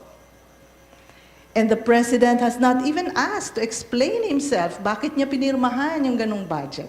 Because Congress had swiftly dismissed impeachment complaint against Bongbong Marcos for being part of the whole anomaly. And then, parang walang nangyari. Bongbong signs a 2026 budget that is pork barrel ridden and elections ready. And mind you, in the next weeks, in August, we'll also sign the same character of a 2027 budget. So habang trinatry si Sara Duterte for impeachment, for among others, squandering her huge confidential and intelligence funds, the President is silent, as always, for keeping his 4.5 billion CIF himself. So ganon, no? Ganon yung politika. But in 2026, silence seems to be no longer enough of a strategy to dodge responsibility and to maintain the President's credibility. So Bongbong Marcos' trust rating has dropped to a record low according to the latest SWS survey, which is widely attributed to growing public dissatisfaction over his handling of the economy at yung anti-corruption efforts. Oil price shock, economic decline, and successive blows to people's livelihoods. Tapos pinalala pa ito ng politika ng bansa na narating na niya yung kanyang all-time low. So the Marcos administration intensifies its politics of dodging into a blame game, blaming the global economic crisis for the local crisis. Pero yung blame game na yon, it only reveals how the Philippine state is designed to enrich foreign capitalists, local economic oligarchs, and elite bureaucrats. How the Philippine state is designed to perpetuate underdevelopment. So there are four main parts of our discussion today. What is the political economy of this crisis? Una, policymaking is not for us, the people.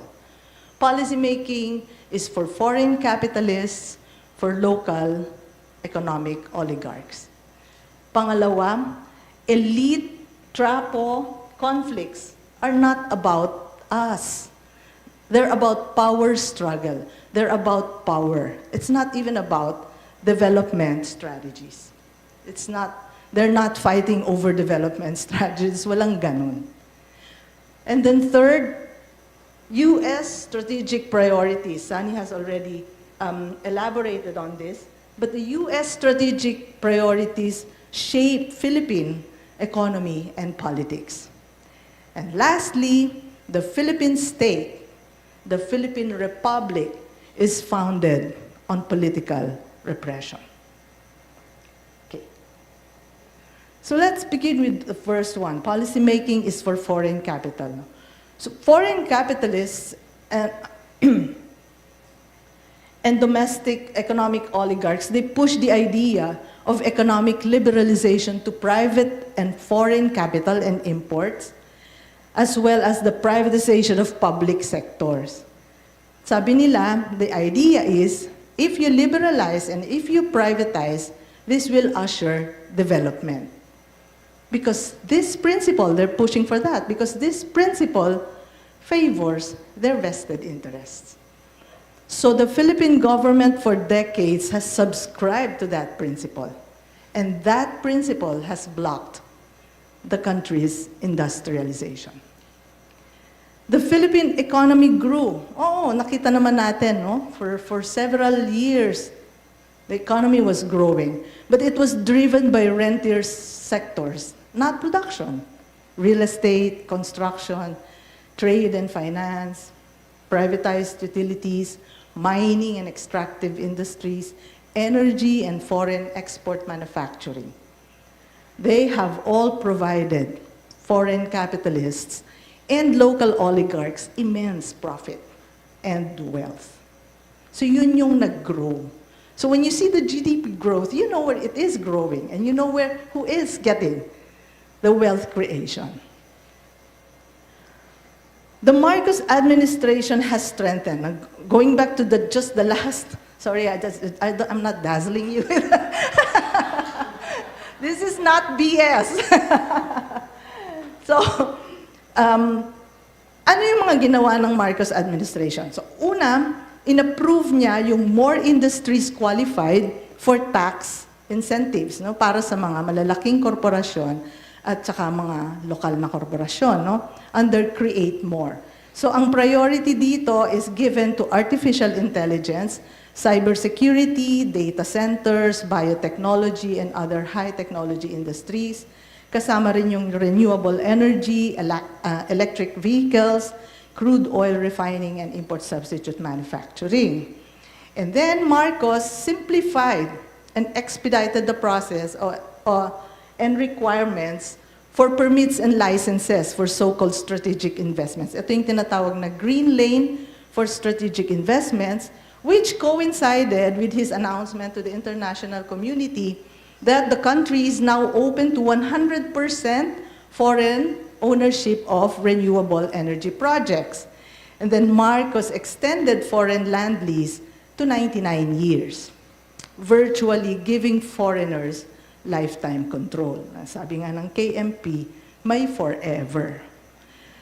And then the National Land Use Act, no, otherwise known as NALUA, which was stalled under several administrations by the narrow interests of the landlord-dominated Congress, is now on its third reading in the House of Representatives. So apparently, yung pinag-aawayan nila or the political resistance before has been resolved na pwede naman palang magkaroon ng consensus that the new version is saying that land doesn't have to be regulated as a public resource. Yung kasi yung mga debate nun no? And now the new version is also saying that land use is largely subject to property interests, local patronage, and market profitability. Kulit mo Meanwhile, nagkaroon ng new mining fiscal regime. Ito lahat to under Marcos lang. Kanina may isang slide si Sanya, doon lahat yung laws no, di ba? So dito kasi natin makikita na yung what he was saying that parang yes, the world is changing, but you don't realize how fast and how harsh it has changed over time. So there is a new mining fiscal regime. So the Marcos government is actively promoting foreign investment in mining and mineral processing. At ang position niya is Philippine nickel, Philippine copper, cobalt, and other critical minerals as inputs for batteries, renewable energy, electric vehicles, etc. Ang ginawa lang niya is to continue the Duterte era reopening of mining. So if you remember, there was a moratorium on new mineral agreements under the Aquino administration, and that was lifted by Duterte, and Marcos continued it and finished off with a new fiscal regime and saying, oh no, we can get actually more taxes from opening up mining.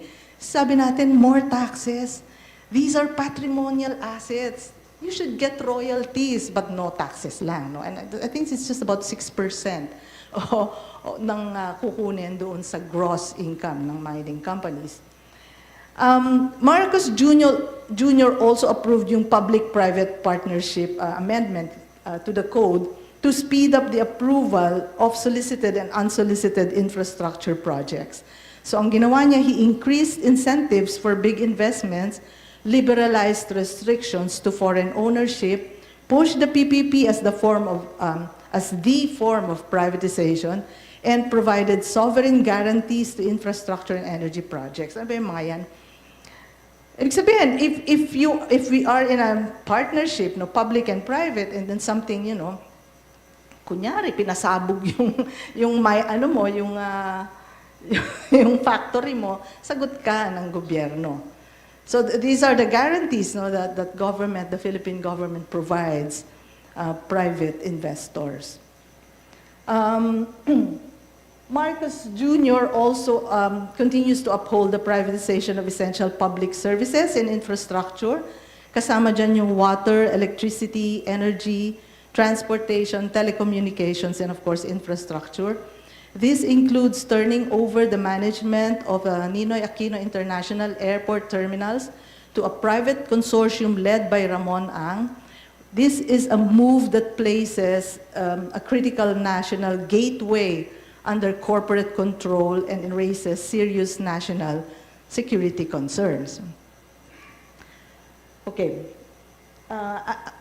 This picture is a protest, community protest in Dupax del Norte, Nueva Vizcaya against Waggle Mining Corporation.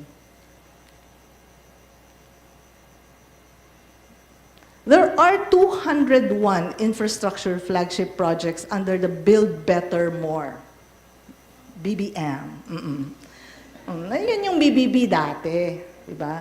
Diba yung si Duterte, kala niya pag inulit-ulit niya yung salita, magkakatotoo, ganyan. Build, build, build, jobs, jobs, jobs, mga ganon. So, yung 201 projects, ang indicative amount niyan is 10.3 trillion pesos. More than half are for physical connectivity, roads, railways, airports, ports, and others. Kanina pinakita sa atin, no, yung graph na nandito yung amount sa mga regions na to where poverty incidence is lowest, pero yung mga poorest, wala silang infrastructure.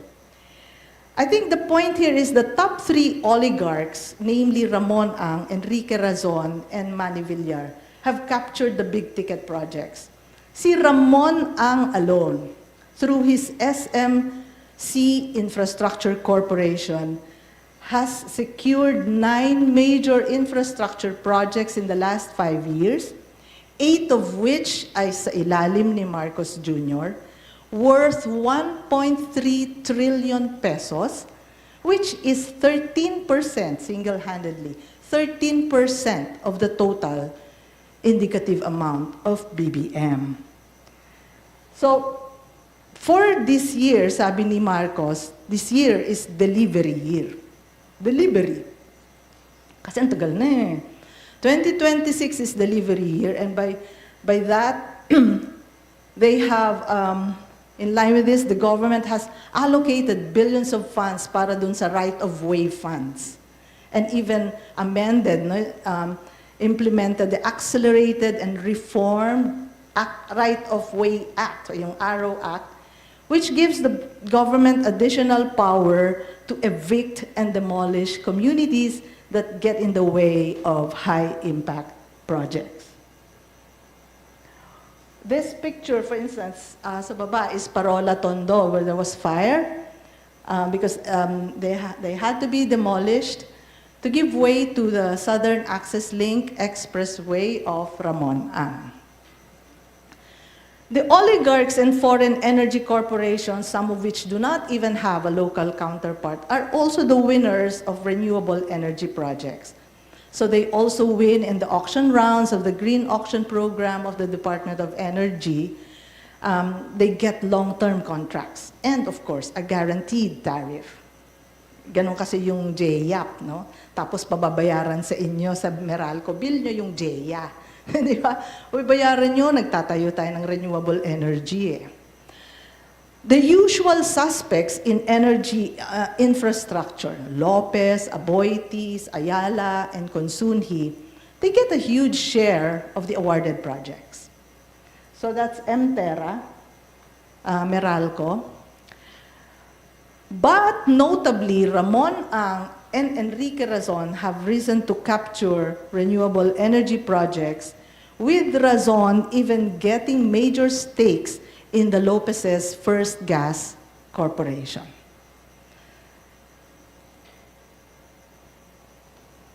Yan siya. The combined wealth of the country's 5 richest billionaires increased by 54% from June 2022 to March 2026. Sino ba sa inyong nagkaroon ng increase sa income at sweldo na 54%? Kami nga wala eh.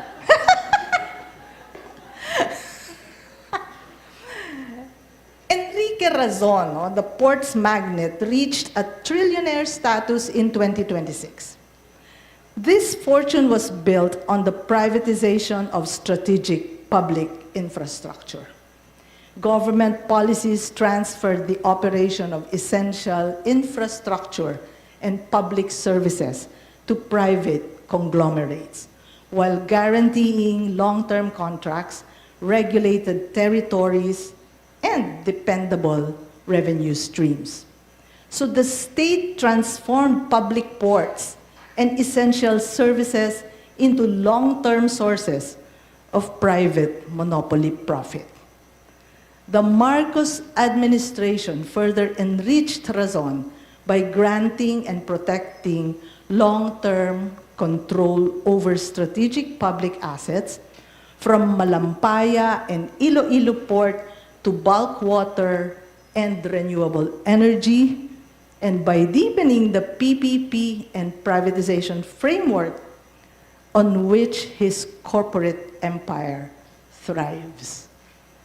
Hindi siya sipag at tiyaga. Okay. Ganyan mga tayo dapat sali. Okay. The next part is the elite trap of conflicts are over power and not development strategies. Okay. I will spare you the sordid details of the Senate drama. The impeachment, nood na lang kayo ng Altermidya, no, every day, of Sara Duterte. No? How, from the outset, the issue of accountability was buried beneath the factional feud between the Duterte camp and the Marcos liberals' Pinklawan bloc. I will spare you the details of Senator Bato's literal misstep to avoid a pending warrant of arrest from the ICC for aiding former President Rodrigo Duterte in committing crimes against humanity. Actually, Bato has gone into hiding at naubusan na raw siya ng mga disguise. Okay. Senator Jinggoy Estrada was charged with non-bailable plunder and graft, no, 573 million pesos from the anomalous flood control projects. He was arrested, detained, and suspended as a senator. Senator Marcoleta was charged with plunder, arrested and arraigned. Yung case niya, iba naman yan, yung 75 million allegedly received from private donors during his 2025 campaign. Both are Duterte allies. And Senator Marcoleta showed miracle the other day by being wheeled to PGH and coming out na naglalakad na siya. Naglakad siya. Okay. We will not go into details about how, for instance, in a matter of weeks, Senator Peter Cayetano has grown a beard. Or his sister Pia Cayetano, who recently joined the High Rocks event in Hong Kong, was breathless from just walking around the Senate. Or how Muslim Senator Robin Padilla has turned into a Christian communist. Gusto niyo pa ba ng mga ganon? Di na, no? Kasi, we have idiotic senators. This is an all-time low in Philippine politics. But undeniably, the Marcos camp has a hand in this spectacle, not to hold Sara Duterte accountable for betrayal of public trust, not even to bring justice to the families of victims of Duterte's drug war, but simply to weaken her before the 2028 elections. The Duterte camp, on the other hand, is selling all the drama to gain public sympathy for Sara Duterte to survive attacks and gain the presidency. So there is no genuine accountability that can be expected from all this, because the corruption scandal itself has been weaponized by the Marcos faction to consolidate its control over government officials. Bongbong Marcos exposed corruption not out of any sincere desire to end corruption, but to further weaken his rivals who hold on power. Some of the liberals, on the other hand, have been silent or reluctant to name Bongbong Marcos or hold him accountable for the systemic corruption. So, ganon yung politika natin.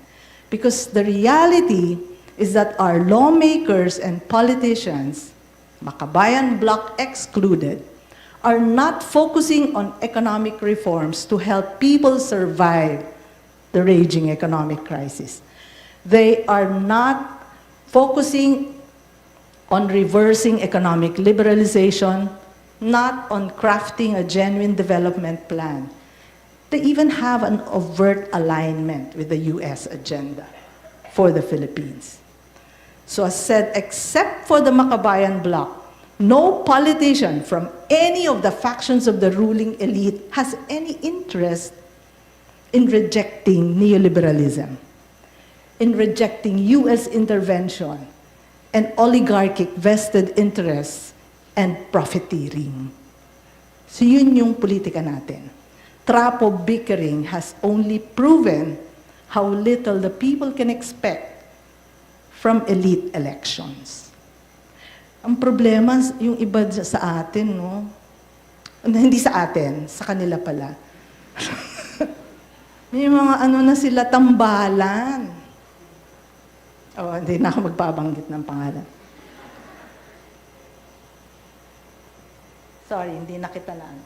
So ganito itsura natin. We have, yung may rotten politics, they're not focusing on the issues. No? Like for example, the students are asking for genuine increase in the education budget, pero at hindi rin naman napapasagot, no, yung kumbaga corruption doon sa budget na yon mismo.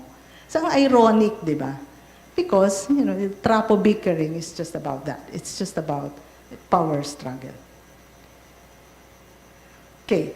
Yung pangatlo, yung strategic priorities. And here, I think Sunny has already mentioned, no, na we are being used as this. So yung US imperialism and intervention in the Philippine economy and politics with the Philippines as a neo-colony has been going on for the last 80 years. Pero let's focus on Marcos administration. But since 2022, the Marcos Jr. administration has embedded, no, the country in an increasingly dense and asymmetric network of US-led defense, industrial, technological, and supply chain arrangements. So since 2022, yung administration has entered into a series of bilateral agreements, policy commitments, investment initiatives, institutional mechanisms, security economic cooperation frameworks to align Philippine infrastructure, natural resources, industrial policy, technology systems, and regulatory priorities with US national security and industrial policy objectives. So the US is shaping the Philippines as a frontline military platform.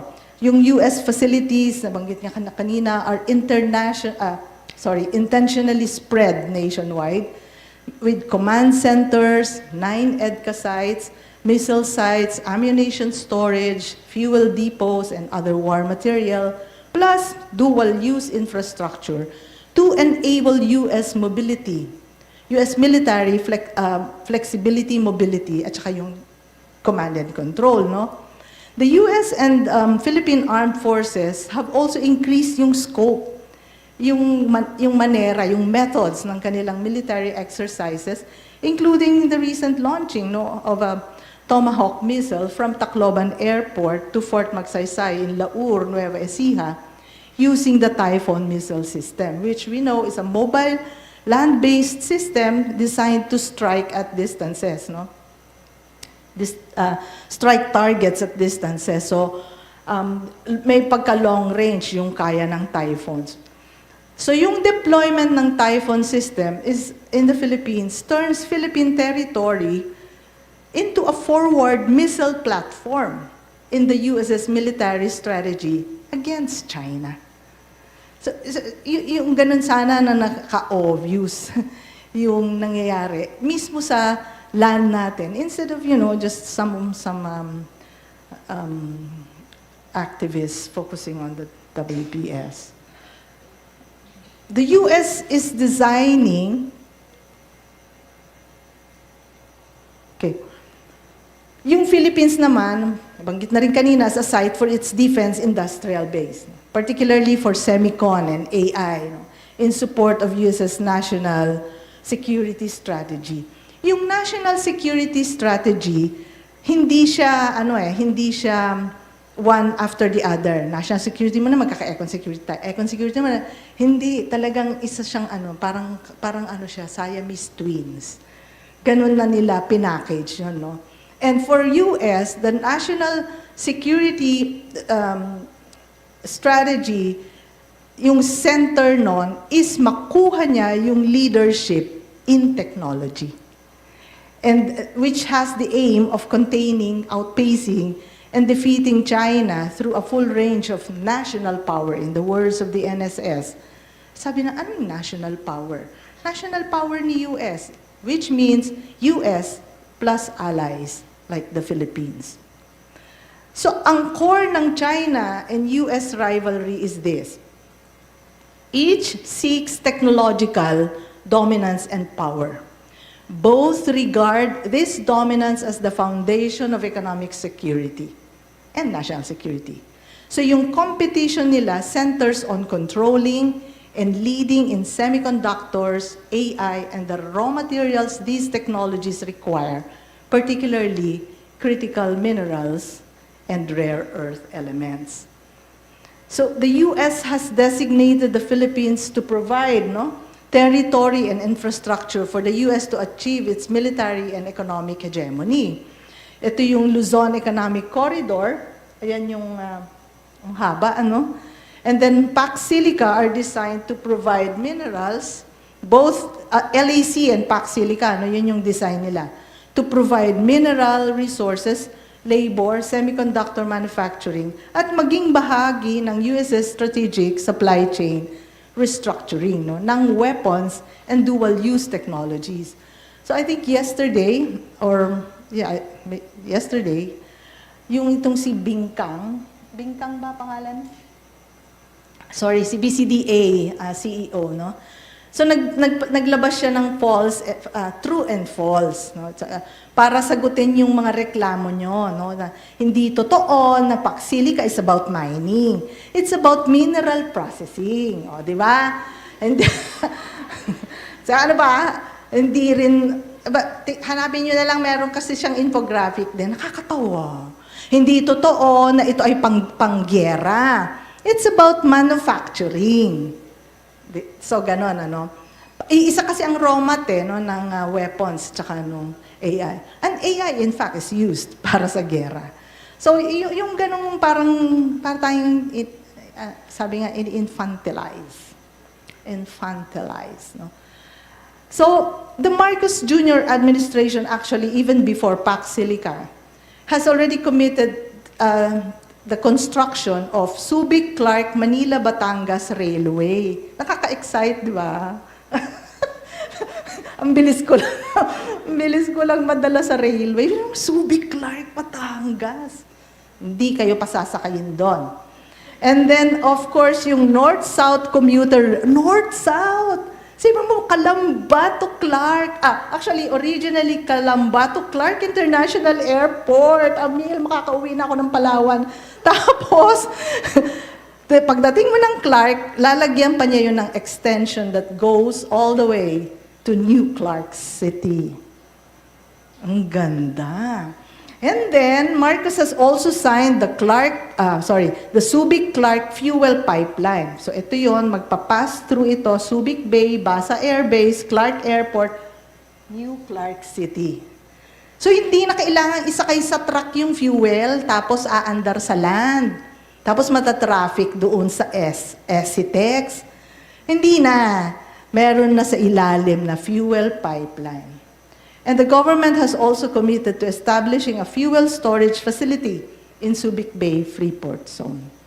Of course, the most striking at the moment is the U.S. Economic Security Zone being built in New Clark City under the Pax Silica Initiative. Golden Node, yun ang tawag sa kanya, which promises high-end manufacturing, as Sunny has already mentioned, and industrialization for the country.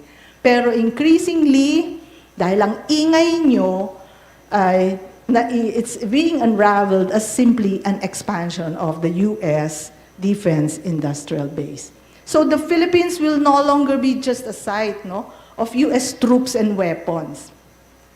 It is also being developed to produce technologies that are vital components of modern weaponry. At ito yung development ng LEC at saka ng Pax Silica. Yan yung magpa-facilitate further ng expansion of the U.S. military presence in the region. So, which the U.S. calls Indo-Pacific as an imaginary region. U.S. investments, lastly, we are being made as an economically and politically subservient new colony. Parang ang redundant ng mga salitang yon. Pero ang sinasabi ko lang, U.S. investments are one-sided. Asymmetry, yun yung ginamit kaninang term ni Sunny, which means that you prioritize U.S. economic and military interests while you narrow the Philippines' political autonomy or policy autonomy. The Philippine government's policy choices are increasingly tied to or constrained by U.S. geopolitical priorities. So ganun siya. And I think this subservience has always been detrimental to national development. And we've said this before, the U.S. does not care about corruption in government. The U.S. does not care about elite trapo conflicts. It doesn't even care about buffoons in the Senate and Congress, and they have one in the White House.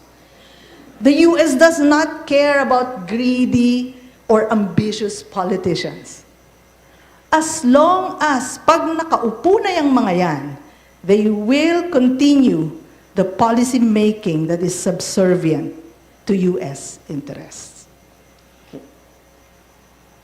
Philippine state is founded on political repression. Siyempre, dahil Birdtalk to, lagay ko political repression, but it's actually founded on fascism, no? So, ganun na yung mga acceptable terms. Joke lang, It's really political repression. And if everything else fails, yung 80 years of the Philippine state's allegiance to the U.S. has been founded on political repression from day one of those 80 years. In fact, even from colonialism. Diba? Before even fascism was invented by Dimitrov, what was used against us ay isang brutal war that killed thousands and thousands of people, Filipinos. Ganon. Ngayon, yung neoliberalism is fascism in disguise. And in times of deepest crisis like what we are going through right now, it rears its ugly head. So yung growing social dissatisfaction and unrest have increased mass mobilizations, no? Iba-iba. Yung Pinoy talaga, no? Magkaroon ka lang ng isang talagang gigil na issue, lahat ng sektor meron na. Diba? O seniors kontra Korakot, Ma'am Judy. At hindi lang Maynila, iba-iba pang rehiyon. So, we have that kind of vibrant social movement. And these create opportunities to expand democratic accountability beyond elite factional conflicts. But these are met with systematic repression. And for sure, yung coercive governance will intensify habang nagkakagulo yung elite, as the elite insecurity grows. So sa atin talaga ang baling yan. Kasi kayo masyado kayong ano. Okay. So anyway. Lawfare. Lawfare ba ito? Paggamit ng batas, bilang isang weapon. So the Marcos Jr. government is implementing the National Action Plan for Unity, Peace, and Development, simply to eliminate armed conflict, but without openness to peace talks with insurgents to address the roots of armed conflict. Ang galing, di ba? The Marcos Jr. government is using the U.S. counterinsurgency guide in its own counterinsurgency campaign. Ito yung the whole of nation approach, which is in the NTF-LCAC, embodied in the NTF-LCAC operations, which means integrating civil agencies in counterinsurgency. Then there are 3 terror bills that are in the works under Bongbong Marcos's watch. Yung isa is the anti-disinformation bill na crafted none other than nung kanyang anak, si Sandro, which centralizes in the state the determination of which is fake and real information. So yung Estado na lang makapagsabi kung ano ang fake at hindi na information. And the state may impose heavy penalties, including imprisonment, for those found to be spreading disinformation according to the state's definition. The other terror bill is the Foreign Information and Manipulation and Interference Bill, which seeks to identify and counter covert, coordinated, or deceptive efforts by foreign actors to manipulate public opinion, public debate, political debate, or democratic processes. Now, this may be an act against foreign-funded partnerships. Kasi yung foreign interference is vague in the proposed bill. So, hindi naman masyadong natatakot ang IBON doon, no? So, wala tayong foreign fund.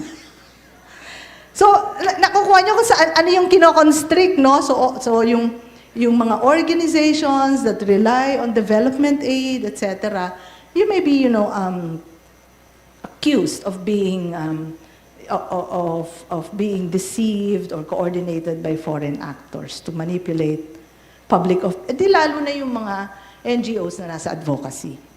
The third bill is a proposal from Senator Bato. Huwag kayong tumawa, baka mami umapir yan para lang maipasa yung bill. No? This is the terror grooming bill, which seeks to criminalize yung indoctrination daw and conditioning of people na yung kanyang bill ay humaba na yung description ng sino ba tong mga vulnerable people. Hanggang dati nagsimulang 4 na sektor lang yan. Ngayon, lahat na ng 19 sectors na pangalanan. So tayo yun, di ba? Nag-organisa tayo ng mga sektor, kinokondisyon natin sila. Pero dito sinasabi toward terrorism, violent extremism, etc. So this includes methods such as psychological, di ba? Prop, emotional, ideological, EDE dyan. Religious, yung mga basic Christian community nyo. Cultural, cultural, syempre, nood kayo ng di ba, Tiempo Muerto. And academic methods. Teacher, ma'am, ang penalty mo ay 15 to 40 years imprisonment ng walang parole. At ang fine mo can reach up to 10 million pesos. Because you are terror grooming your students. So, okay, last na. This is the last slide. Okay lang.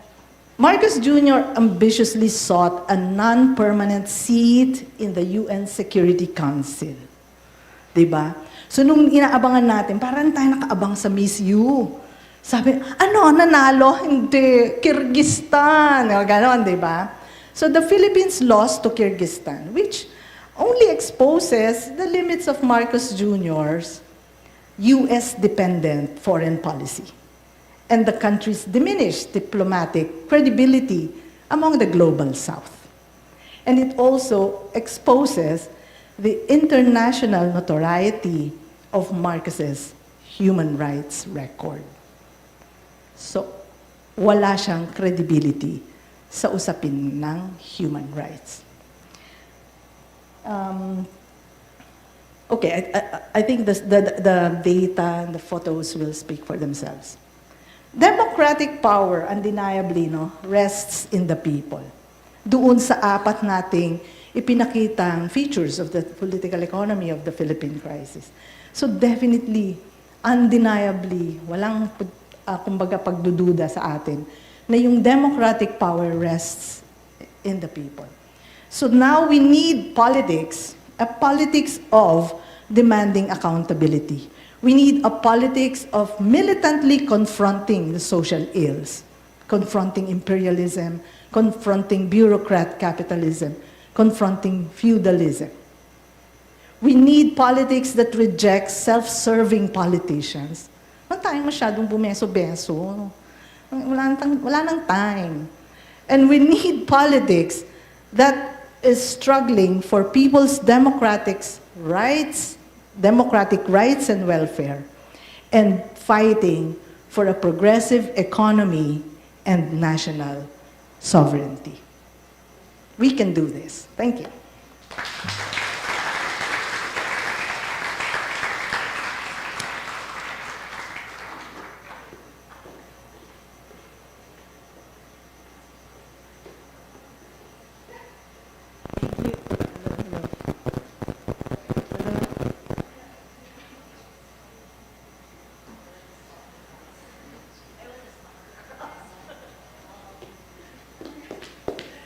Thank you, Roseby, for your input. And of course, we're looking forward to talking more with our two speakers later during the discussion in open forum. But before that, one reminding regarding the open forum, if you could prepare your questions beforehand and as much as possible, keep it to one question or straight to the point to ensure that everybody in the audience that wants to present their thoughts or ask questions will have the opportunity to do so, especially since I believe our time for the open forum is limited today. So please prepare your questions and thoughts to share later.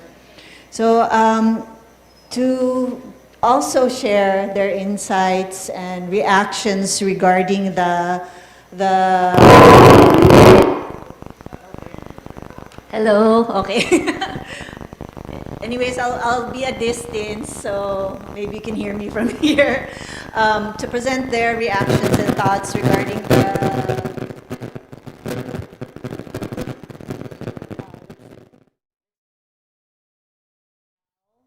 and then maybe we can use this mic later.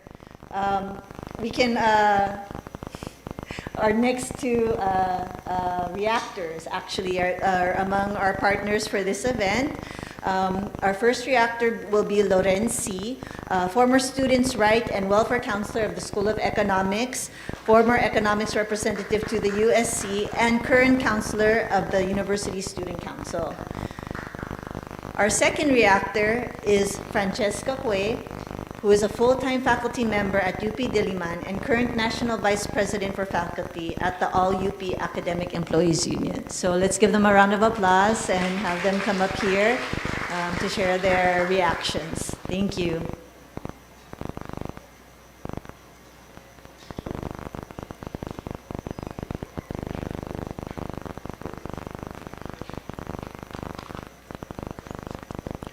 Hello. Magandang hapon po sa lahat. Bilang kinatawan po ng School of Economics Student Council at ng University Student Council, nais po naming pasalamatan yung IBON Foundation at yung mga speakers para sa napakalagang diskusyon ngayong hapon. So malinaw naman po na pinakita ng mga presentasyon yung kinakaharap nating krisis ay hindi basta-basta biglang lumitaw dahil sa mga recent na nangyaring pandaigdigan na pangyayari o kasalukuyang tensions. Malinaw na ito ay nagpalala lamang sa isang krisis na matagal nang umiiral. This crisis is long-rooted in the structure of imperialism and neoliberal globalization that has long kept the Philippines and countries like the Philippines dependent on foreign capital and interests. Nabanggit nga ni Sir Sonny, national security has become part of economic security.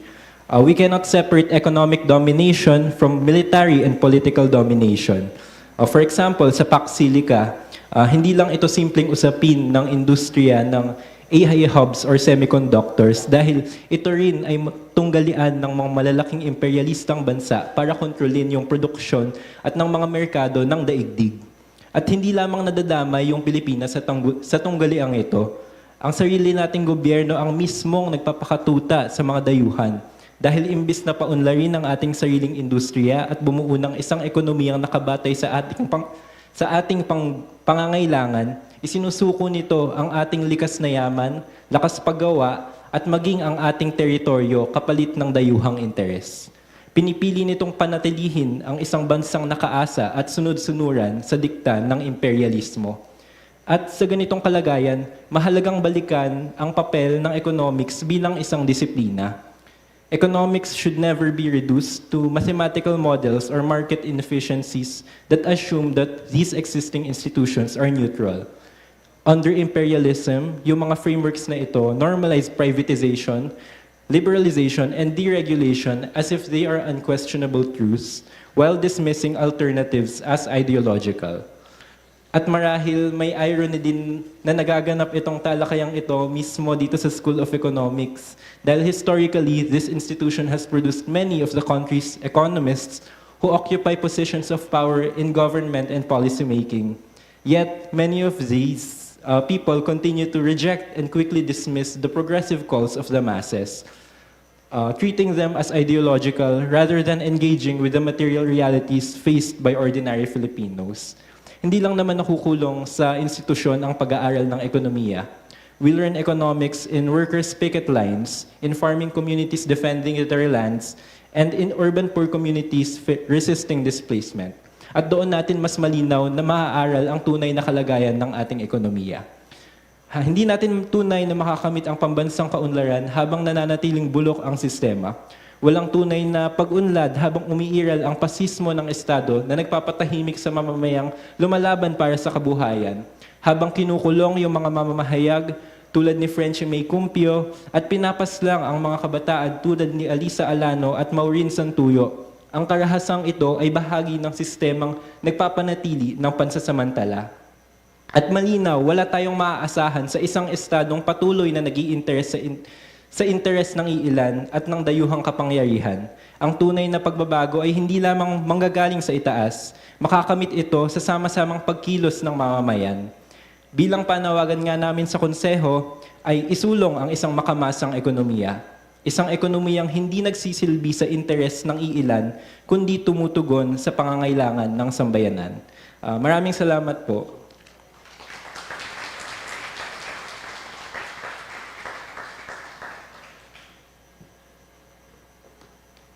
Tulad po ng University Student Council, nagpapasalamat. Nakikita nyo, nagpaba ako. Nagpapasalamat po ang Akademikong Union ng UP sa ating mga speakers at sa IBON. Kasi reactor kami, no? So magbibigay tayo ng ating reaction doon sa dire at napaka-negatibo, no? Na ulat at datos ng IBON. Ang itsura nito naman, siguro magpapakatotoo tayo sa ano ang itsura nitong mga datos na ito sa ating pang-araw-araw na pamumuhay. No? Tulad ng napakarami sa ating mga mamamayan, syempre nararamdaman natin yung taas ng bilihin. Hindi ko po alam kung magkano na yung singil sa inyo sa kuryente, pero syempre napakabigat, no? Para sa normal na mamamayan. Bukod pa dito, nararamdaman natin yung hindi tumataas ang sahod. No? Every month binibill ka ng Meralco, ang taas ng presyo ng pagkain, ang taas ng presyo ng transportasyon, pero hindi naman nakakaagapay ang sahod.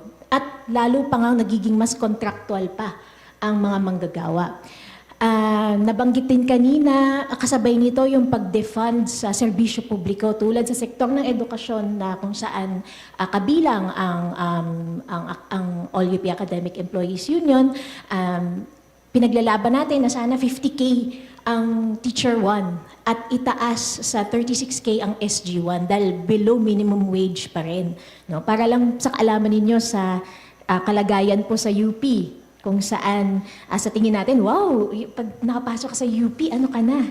okay ka na kasi meron ka ng secure job, GSIS, ganyan. Pero 1 out of 4 na manggagawa at empleyado ng UP ay contractual. At lumalaki pa yung bilang na yan. Tapos ang 48%, halos kalahati ng plantilla items ay salary grade 1 to 10. Di yan pasok doon sa 1,200 family living wage or living wage. No? 77% ng staff, yung tawag natin mga kawani, yung staff at yung reps, research extension professional staff ng UP, ay hindi abot din sa 1,200 family living wage. No? So yan yung realidad natin sa universidad. Tapos meron pang reforma sa edukasyon na neoliberal ang karakter. Yan yung pagbago ng yung reframed GE curriculum, pagbago ng senior high school curriculum para gawing pang-export at ilabas ang ating mga estudyante, no? Para maging slave kayo doon sa pag-globalize at pati ang ating mga mamamayan ay nilalabas sa bansa. Imbis na manatili dito para mag-contribute sa ating ekonomiya at patatagin pa ang ating bansa. No? Tapos yung sinabi ni Ma'am Rosby na bumababa taon-taon ang budget sa edukasyon. Dito naman sa mga SUCs natin, kabilang na ang UP, dahil bumababa ang budget sa edukasyon, yung UP at mga SUCs ngayon ay resorting to commercialization. So ikwento ko lang, chika ko rin din yung nangyayari dito sa ating bahagi ng Diliman. No? Kasi yung UP, parang sabi niya, ay kailangan natin ng project, so bumuo tayo ng SDG Park, Sustainable Development Goals Park. Diyan sa may Pook Aguinaldo, Pook Malantik, na historically ay sakahan. No? A farming community siya. At diyan din nakatira ang marami sa ating mga miyembro ng komunidad at maraming empleyado, kawani at manggagawa. No? So sabi ng UP, SDG Park, para makaayon siya sa pag-uplift at pagtaguyod ng Sustainable Development Goals. So ang tanong, papaano na ang isang commercialized na proyekto na magpapapasok ng mga yung PPP siya di ba? Papapasukin niya yung mga private investors. Paano niyan ma-uplift ang SDG na iibsan niya ang kagutuman? Di ba? Magpo-provide siya ng maayos na pamumuhay. So, bahala na lang kayo, tulad sa national government, bahala na lang kayo kung paano nyo isirko-sirko yung logic para ma-justify yung ganitong oo, matataguyod niya ng pagtaas ng yung pag-achieve ng SDG. Tapos in the end, para kang tanga pag dinedefend mo yung. So, pero yung mga UP, ayaw daw magpakatanga. Parang ayaw na magpakatanga. So, i-rename natin, gawin natin SDG, Southern Diliman Gardens. So, ganyan na, no? So, mga ganitong pakana ng komersyalisasyon dahil sa pagliit ng pondo sa edukasyon. Isa pa ay pagkawasak ng kalikasan, no? Pang-aapi sa magsasaka, sa mga katutubo at maralita. Binanggit po yung Paxilica. Siyempre, alam natin ang AI data centers ay napakalaki ng kinoconsume na energy at Tapos, siyempre, doon sa mga rehiyon kung saan dito tina-target, di ba, yung buong Pilipinas na nga ay gagawing base, no? Siyempre, nag-increase ang militarization para to prepare the ground for the US. Tapos, pagpasok ng malalaking kumpanya, na gusto makihati sa green energy, kino-convert yung agricultural land, ginagawang wind farm, solar farms, wind turbine farms, at mixed use sa buong Pilipinas. So makikita nyo po sa Negros, for example, at sa Central Luzon, kung saan napakahirap ng mga mamamayan dyan nagtatayo ng mga ganitong mga private na pagkakakitaan. So, tinahinang kanina na ang tanong kasi, bakit nagpupush ng decrepit na growth model para ng Pilipinas after 50 years of failure, di ba? Deregularization, neoliberalization, privatization. Dahil, bakit daw stuck in the past? Dahil nga, sinabi din ni Renz kanina, dahil hindi naman tayo alay, para tayong tuta. Actually, pero mas you're nicer to your puppy than the US is nice to the Philippines. Kasi at least yung puppy mo, yung interest niya, yung gusto mo. Pero ito, mas slave ka pa. Naku, pinaano na ako.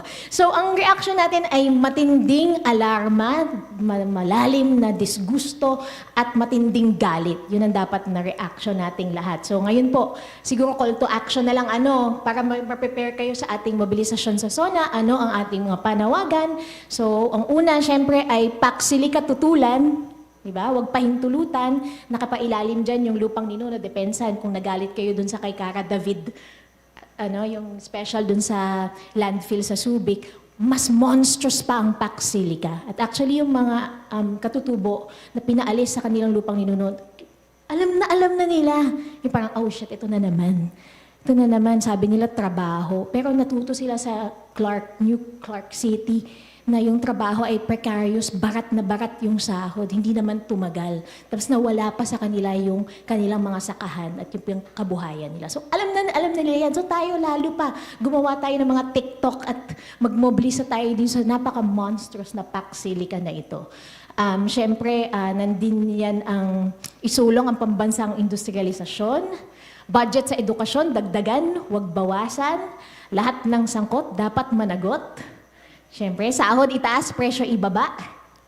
Last na lang po, kailangan ko talagang i-plug po para sa sa education sector, yung personal economic relief allowance ay ang panawagan po namin ay gawing 5K mula 2,000. Tapos yung mid-year bonus para sa aming mga JOCOS at yung syempre yung kasi walang support yung UP at yung gobyerno sa naghihikaos na mga empleyado, no, yung economic relief grant na parang reject na kami ganyan. Tapos syempre contractualisasyon wakasan, manggagawang kontraktor gawing regular. Tapos syempre yan yung hanayan natin, yung bureaucrat kapitalismo ibagsak at syempre yung pinakataas yan yung final boss imperialismo ibagsak. Yun lamang po, maraming salamat.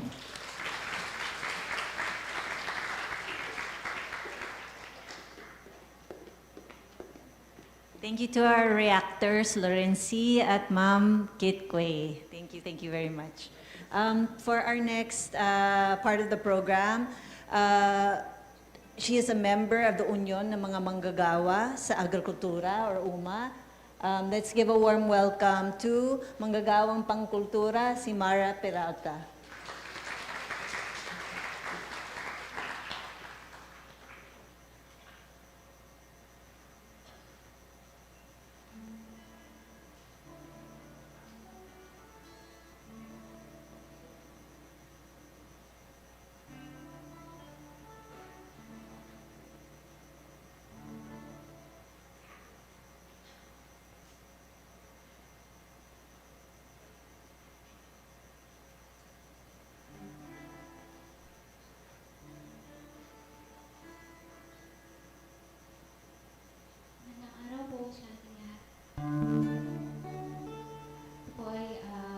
Sa mga awit ni kasamang Erickson Acosta para sa mga manggagawa at magsasaka.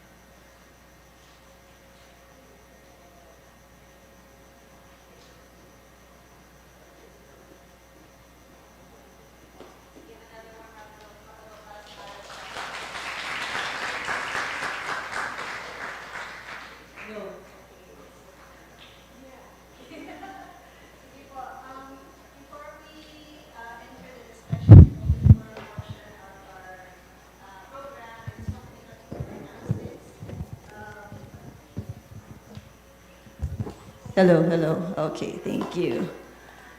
Sige po. So a few more announcements. Currently, despite APERA's promise of lower power costs through competition, the Philippines has the second highest electricity rates in Southeast Asia. The power sector is dominated by a few oligarchs, and the country continues to rely heavily on imported fossil fuels. Meanwhile, the rush for renewable energy has largely meant big local and foreign-backed projects displacing farmers and encroaching on farms, forests, mountains, and mangroves. Amid this energy situation, we would like to introduce Renew PH Now, Renewables for the People, an IBON Consumers International collaboration that empowers Filipinos to engage in the country's energy transition. This platform explains the Philippines' energy mix, renewable energy potential, barriers to democratic access, and people-centered solutions that put public control, environment protection, and communities before corporate profit. Visit Renew PH Now at the ibon.org website under Renew PH Now and follow Renewables for the People on Facebook. Join us in advancing a people-centered renewable energy future and the campaign for a nationalized energy sector. Thank you. So we hope you can visit this site. Next, Kwentong May Kwenta, or KMK, is a podcast by the Kilusang Magbubukid ng Pilipinas, KMP, and IBON Foundation, hosted by Rafael Capaeng Mariano and Rosario Guzman. Now on its second season, KMK features an in-depth discussion on various issues affecting Philippine agriculture. The latest episode is a conversation on tax silica. You can listen to KMK on YouTube, Spotify, and other platforms through our RSS. Give us a follow on our socials at kmk.card.co. And last but not least, don't forget to visit the official IBON website, www.ibon.org, and follow us on Instagram, TikTok, X, Facebook, and YouTube. You can also scan the QR code. Thank you very much. Sige, so that's all muna for announcements right now. So ngayon, I'm gonna ask our two speakers, Rose B and Sunny, to join us on the stage for our initial discussion, and then eventually mag-open forum tayo. Hi, Rose B. Why you're so far away? Where's Sunny? Okay, in the middle.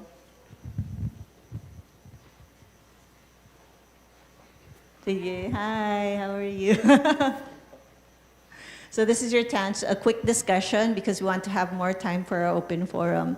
But I guess just to open up, like, in both of your presentations, you mentioned U.S. initiatives, whether economic and defense-related, in the Philippines, and particularly regarding the Luzon Economic Corridor and tax silica. But what I wanted to know, or what's interesting to see, is you have U.S. foreign investments, but Rose B also raised earlier about oligarchs, local oligarchs here in the Philippines. In what way do you think, or do you sense that a local big business will benefit from these U.S. initiatives or interventions here in the Philippines, or do you see something else at play?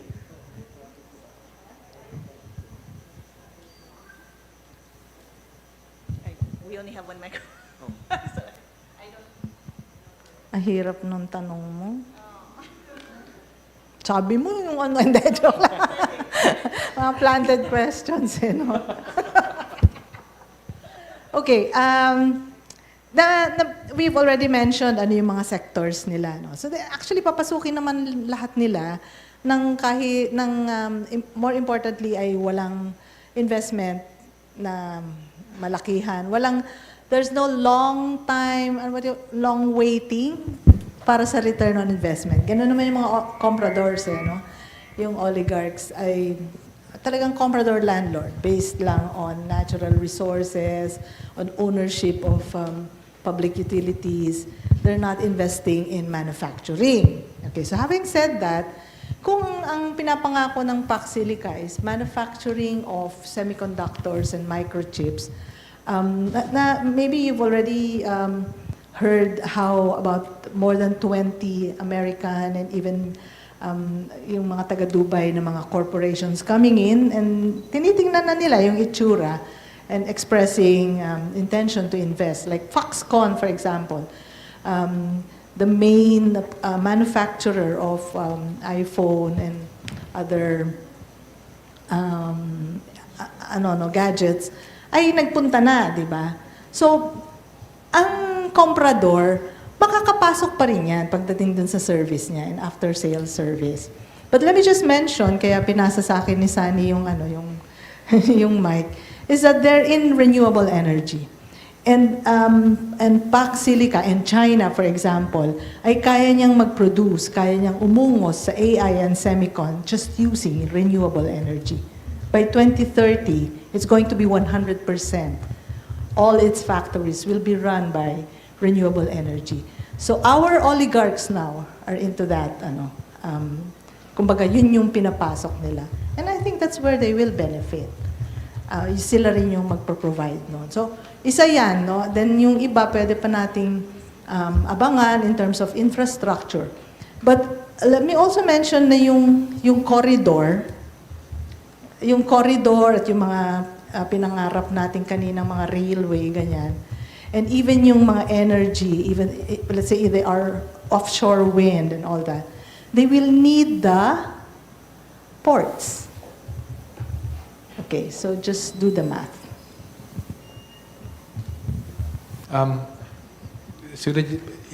Just to clinch and support what si Rosby said. Obviously, there won't be any Filipino semiconductor firms. Obviously, there won't be any Filipino data center firms as well. Probably the biggest gain for domestic big business are where they have been profiting for the past decades.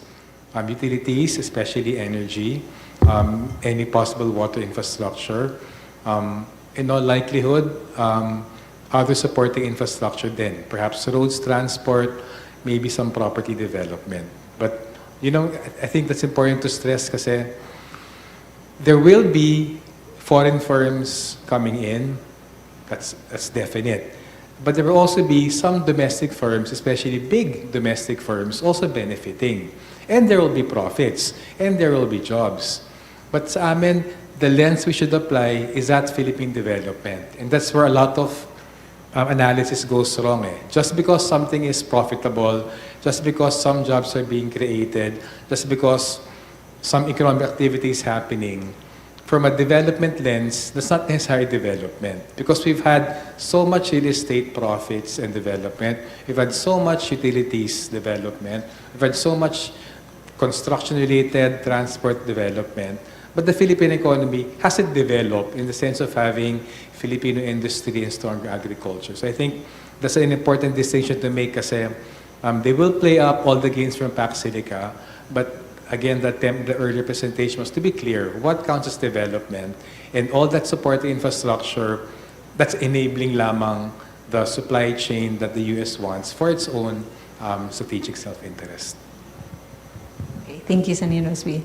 So as we see that efforts are revving up in terms of projects, whether infra, whether Pagkakaisa, we touched upon how the Luzon Economic Corridor and Pagkakaisa will be a drain on resources, whether energy or water.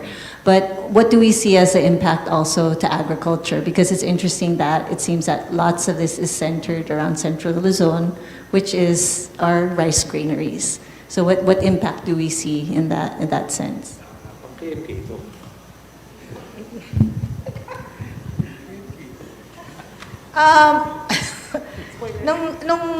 we were having the discussion, sabi ni Sunny, wala nang aagawin na lupa dyan. Matagal nang naagaw yan. Okay.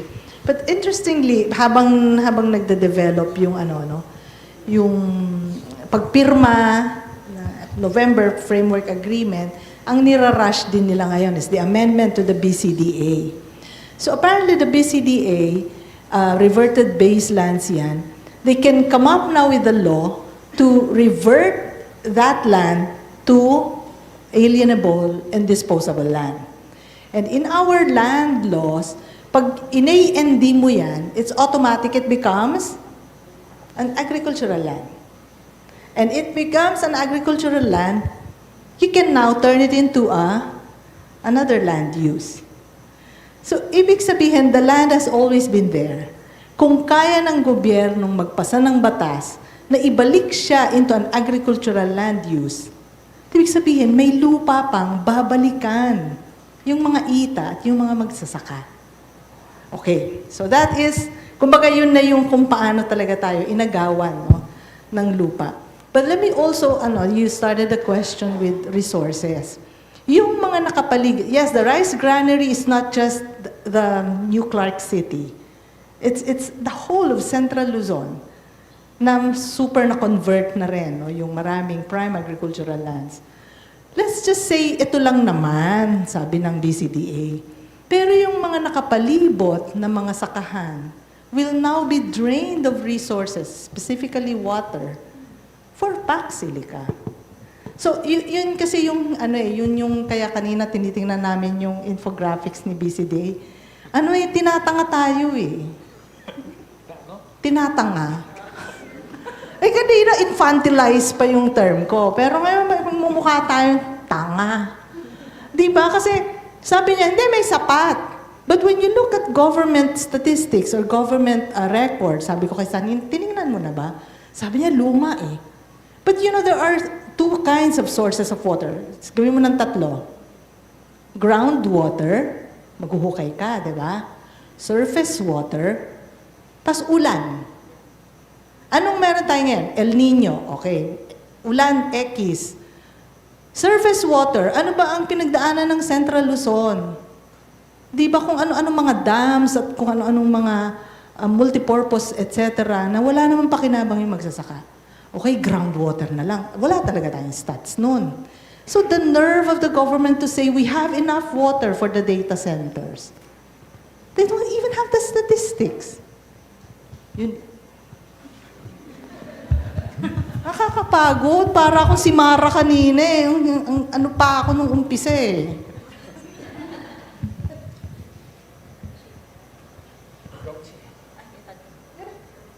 Sasagot ka. Hindi pwede mo ilapag sa table yung mic mo. Ay, sorry. Hello. Hello. Pasok tayo sa Kaya si Lilia. Okay, sige. Last question. Okay. So sa tingin niyo, anong sasabihin ni BBM sa SONA? Okay, sabi mo yung nagtanong eh. Siya na yun. Go. 10 minutes lang daw. Do you guys care kung sabihin ni BBM sa SONA? I don't know, well, where he's coming from, of course, the low popularity matters. The positioning for 2028 matters. Getting public support for the impeachment and the selective anti-corruption drive matters. So, in all likelihood, for the things nearest and dearest to IBON, telling the truth about the state of the economy, telling the truth about how economic indicators are worsening, are going the wrong direction for most Filipinos. And of course, admitting that there actually has been no government response in the face of the oil energy shock. We probably think he'll say a little bit about that. He probably will, we hope talaga, say something about upper middle income as the last propaganda thread he can hang on to say na something was positive. Pero sasabog sa mukha niya yan. Pero I think he will probably try to find some way to salvage yung Mahiya na Makyo campaign. Kasi he saw the power of that campaign to mobilize people. He saw the power of that campaign to be used against yung enemies niya. He'll probably play up the few dozen cases against low-ranking bureaucrats. He'll probably play up a couple of senators iniipit. But sa akin, that's not really the most important. That actually, when Rosby was talking nga, na-realize ko, okay, to be fair, no, super consequential impeachment. Super consequential yung national elections natin. Pero parang after hearing Rosby, parang in the grand scheme of things, ang petty ng squabbling nila eh. So, yeah, I'll have to listen, pay attention din naman. But last, ako magtatanong sa inyo, may nalalaba ba kayo dun sa last SONA niya apart from mahiya naman kayo? Ako I doubt eh. So, I think this too shall pass, but I think it's a moment for us not to sort of look for something to criticize kay Bongbong. It's a moment when people are caring about the state of the nation, having forums like this, kausap yung mga kaopisina, katrabaho, kausap ang kapamilya, have more forums like this. I think sa akin mas important what's happening outside the SONA with the mobilizations, with the forums. Para naman yung, para we can control the narrative directed toward what really matters the most. That's me. Uminan kasi ako. Ako, parang isip ko, ay baka ipagmalaki. Kasi maraming obscure stats, yung sinasabi ni Sunny. Naalala niyo pa ba, bukod dun sa mahiya naman kayo? Marami, yung mga maliliit, yung mga ilang health centers, yung nalagyan na ng paracetamol, yung mga ganon, di ba? Oh, alam mo, meron kaming researcher. Wala siyang ginawa, kundi tinuro. Ililista mo yun eh, kasi hahanapin mo rin yung truthfulness nun. So, naisip ko, baka magbigay din siya ng mga, yung digital infrastructure, pwede niya ipagmalaki yun. Na wala naman sa ating nakaramdam o di ba? Naka-witness or walang malay, pero pag mag-aan ba siya, mag-name, mag-ano ng mga terms. Digital infrastructure, na itayo na natin yan at nararating na ang mga 100,000 na kabahayan, whatever. So, ganon. Pero habang iniisip ko yun, hindi eh. Bumagsak po ang dayuhang pamumuhunan sa huling datos ng Bangko Sentral ng Pilipinas. So, hala, saan kaya siya huhugot, di ba, ng mga pantasya niya? Yun lang. Okay, thank you. Sige. So ngayon, we're going to open the questions, forums, comments to our audience here with us today. So just a few reminders. Kung meron po kayong tanong, pwede you have two options. Pwedeng, diba sa program nyo, you can write down your question there, tapos stare it off. At pwede i-pass one of our IBON staff that are here on the side, si Isa at si Anton. Si Anton, they can retrieve the paper from you with your question, or you can come up to the mics that they are holding. And please, if you should choose to come up to the mic, please introduce yourself, say your name, your organization or office or school that you're from. And then again, reminder, please keep your question short and straight to the point so that we can accommodate the questions of other audience members, or we can accommodate as many questions as possible. Tapos also reminder to our speakers to also be short and straight to the point. Also in your answers. Okay, sige po. So, whoever would like to start, you can come to the mics or the roving mics around the ground, or if there's a written. So, we're unfortunately at today's forum we only have enough time for just 3 questions, apparently. So, first come, first serve.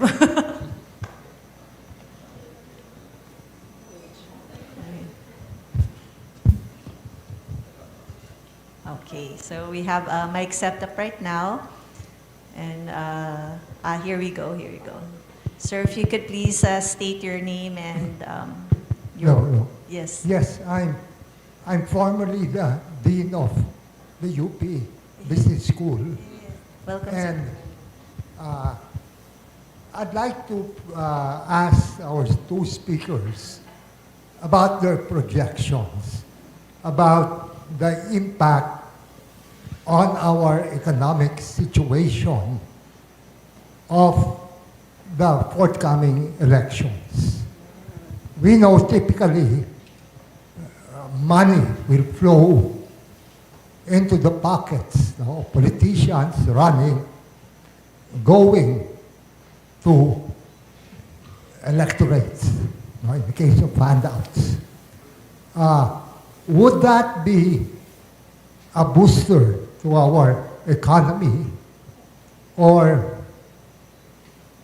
it would be disaster as usual. And probably I'll extend it much further. I'm always thinking, who in his or her right mind would like to run for president when by July 2028, when he or she comes in, Philippines will be bankrupt. So that's my question. Thank you po. Sige.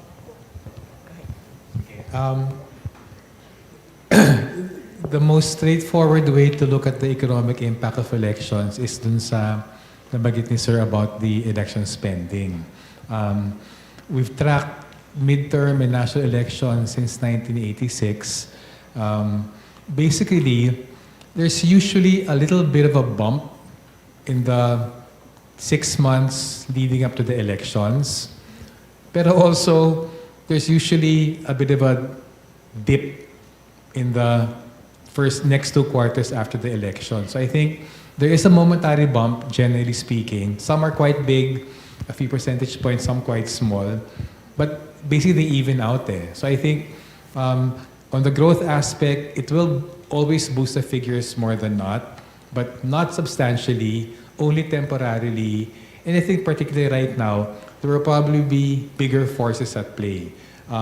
Super El Nino right now, we actually don't know if there are going to be any more geopolitical shocks in the coming 2 years.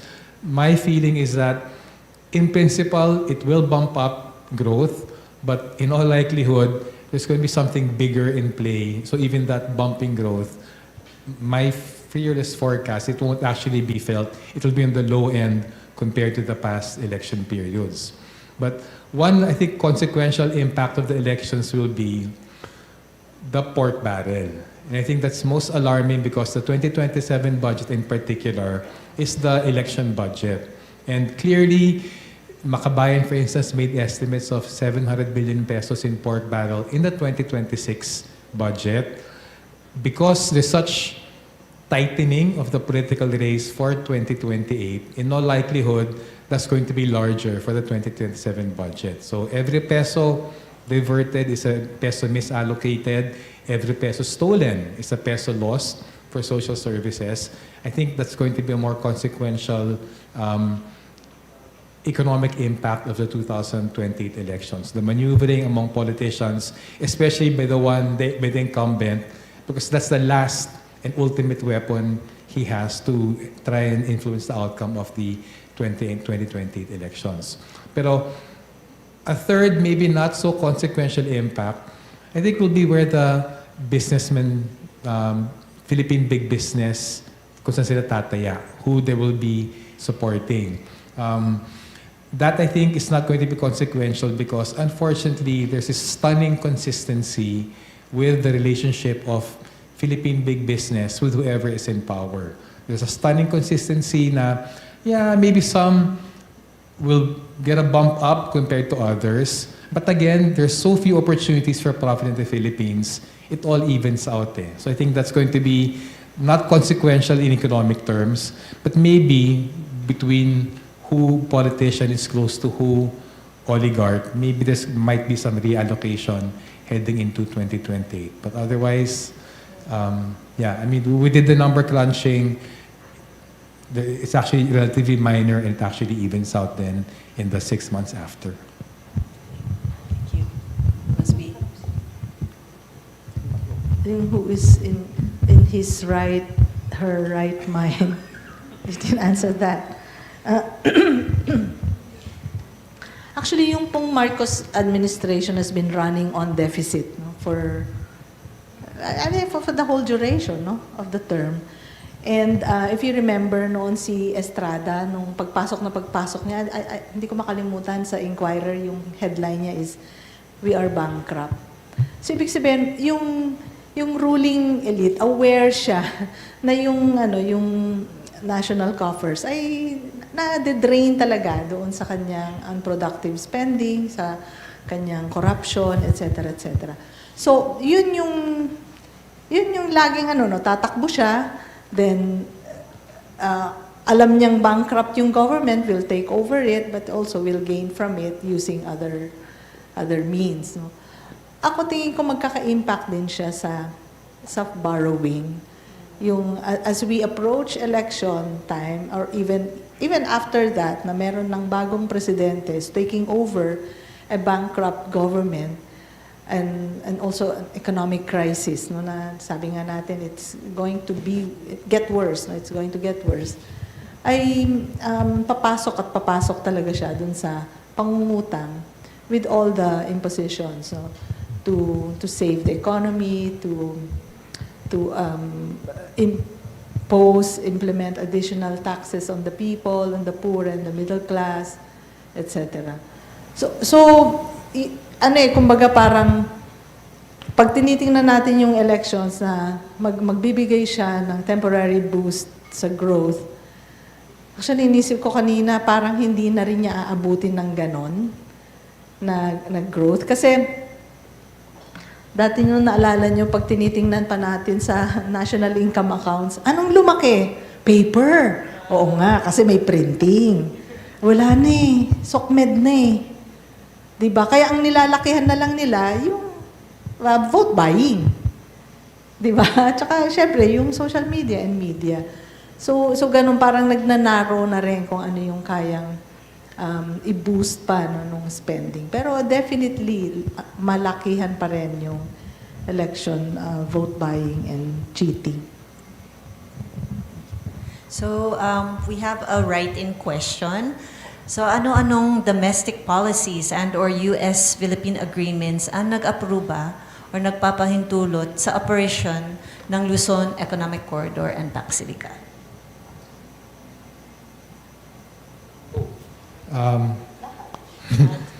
Sige. Actually, sobrang dami.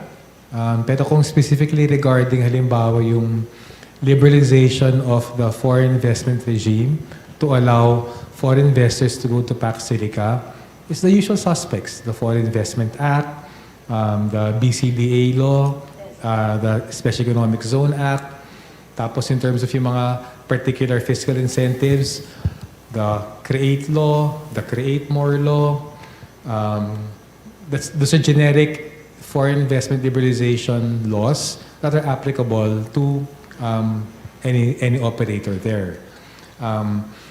Nakita ko dun sa kanina lang, sabi ni Rosby ng salita sa BCDA, one of the mga true or false niya is may exceptionalism dun sa Pacsilica. Well, he claims walang ibang bagong law kundi those operating. So those are the basic laws plus all the dapat nag-apply to all corporations, labor code, all the environmental regulations, local government regulations, they are going to be applicable. Pero siguro, maybe 3 particular laws na mukhang niluluto or may particular gain for Pacsilica, yung amendments dun sa Renewable Act na yung pwedeng 100% foreign investments in renewables that actually creates opportunity kung wala silang tiwala sa mga local investors, that creates opportunity for foreign energy firms to set up to provide for Pacsilica. So I think that's one particularity.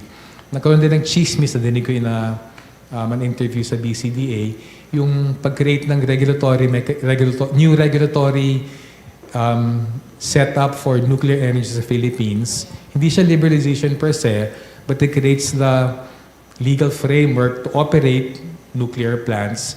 Yung US apparently, marami sila mga micronuclear reactors na on-call, mabilis i-set up, can provide so many gigawatts of energy. So maybe those are 2 particular laws na we'll see naman eh. If they set up, if a foreign firm, renewable firm sets up, that will be an example, I think.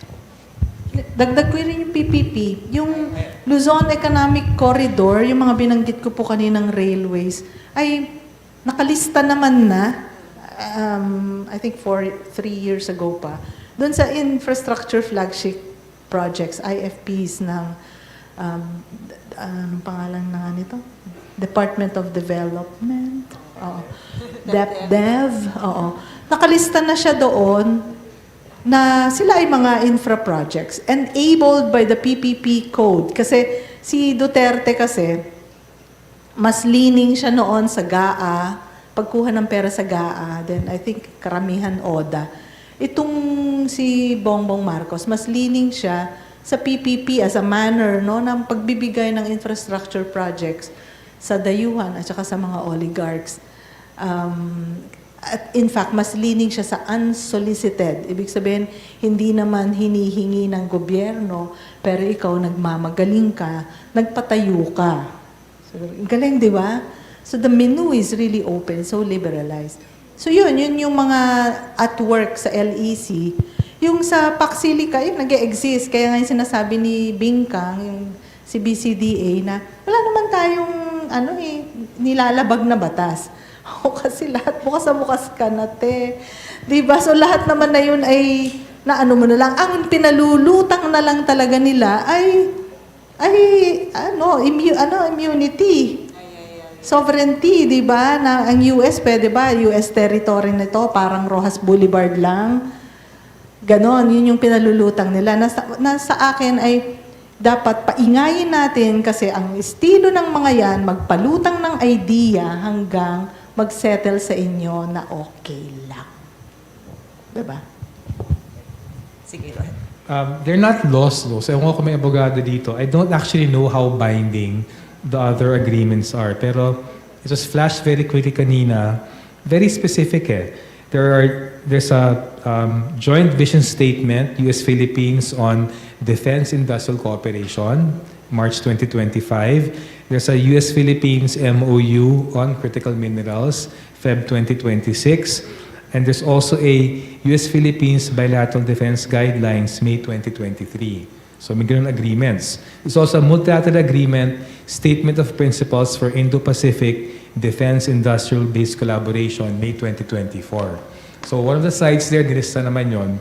Siguro ang gusto lang i-highlight, thanks to the internet, nakapaghalongkat yung ibon ng National Defense Authorization Act for 2026 sa US.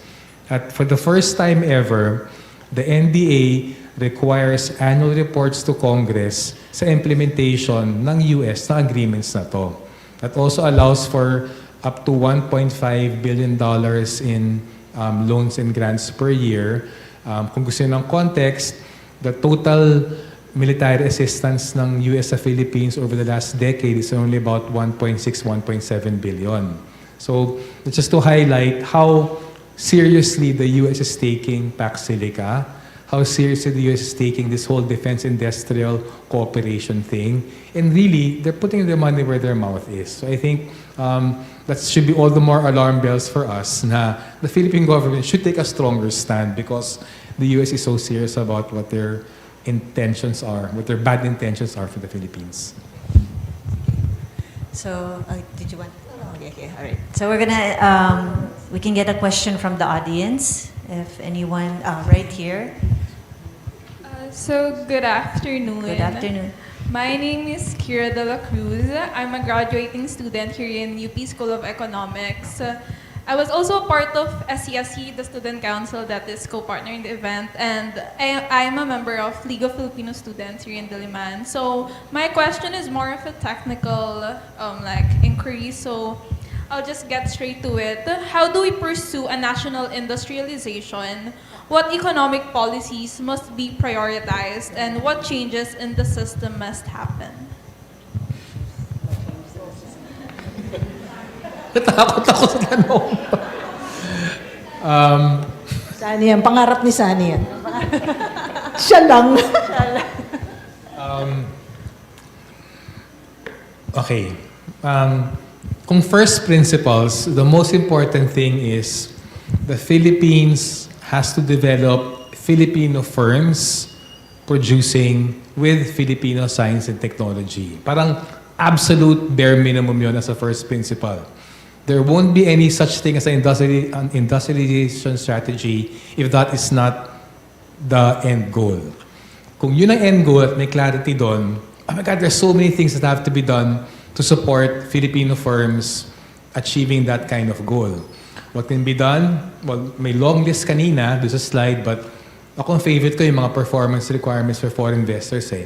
Favorite ko siya kasi all the free trade agreements and all the relevant World Trade Organization agreements in this neoliberal globalization period, meron silang specific portion, ban on performance requirements. So I love that kasi sinabi nila outright yung ayaw nila gawin ng mga third world countries, backward countries, underdeveloped countries, neo-colonial countries. Performance requirements are, if a foreign investor comes here, mandatory technology transfer. Controls on where they hire labor, how much labor they hire.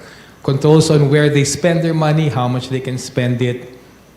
You know, basically, capital controls din yan.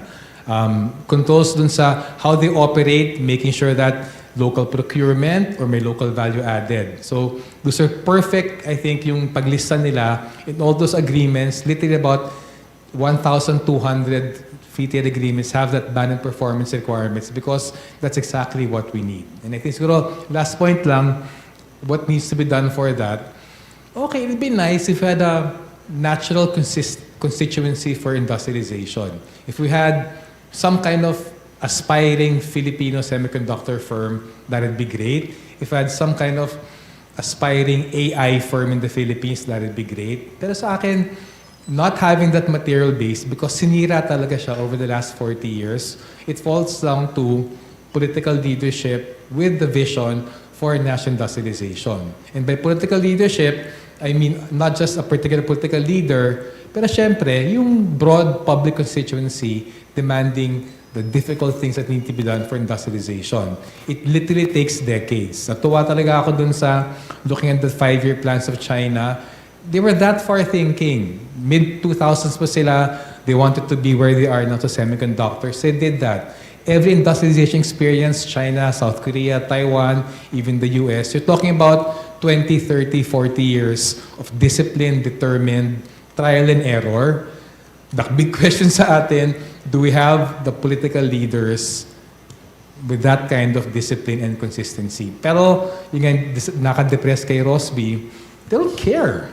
They're not squabbling over what to do for the economy. They're squabbling over who takes power. And sa akin, that's what we have to fix. So I think the main pressure will have to come from building the public constituency, demanding, you know, a radical rethink of these really super bankrupt, obsolete, dead neoliberal free market policies.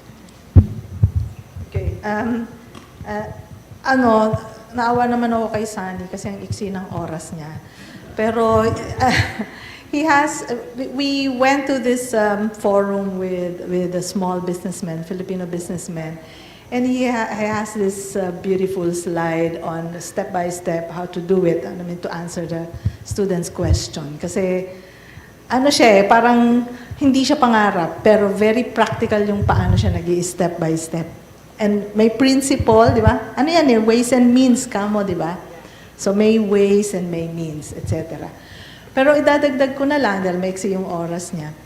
Actually, national industrialization, kalakip niya yung agrarian development and rural industrialization. Lalo na sa Pilipinas. Kami sa IBON, pag wala kaming magawa, ang discussion namin is, ikaw, anong uunahin mo? Di ba? Anong uunahin mong i-industrialize? And you come to realize that you are talking about rural industrialization.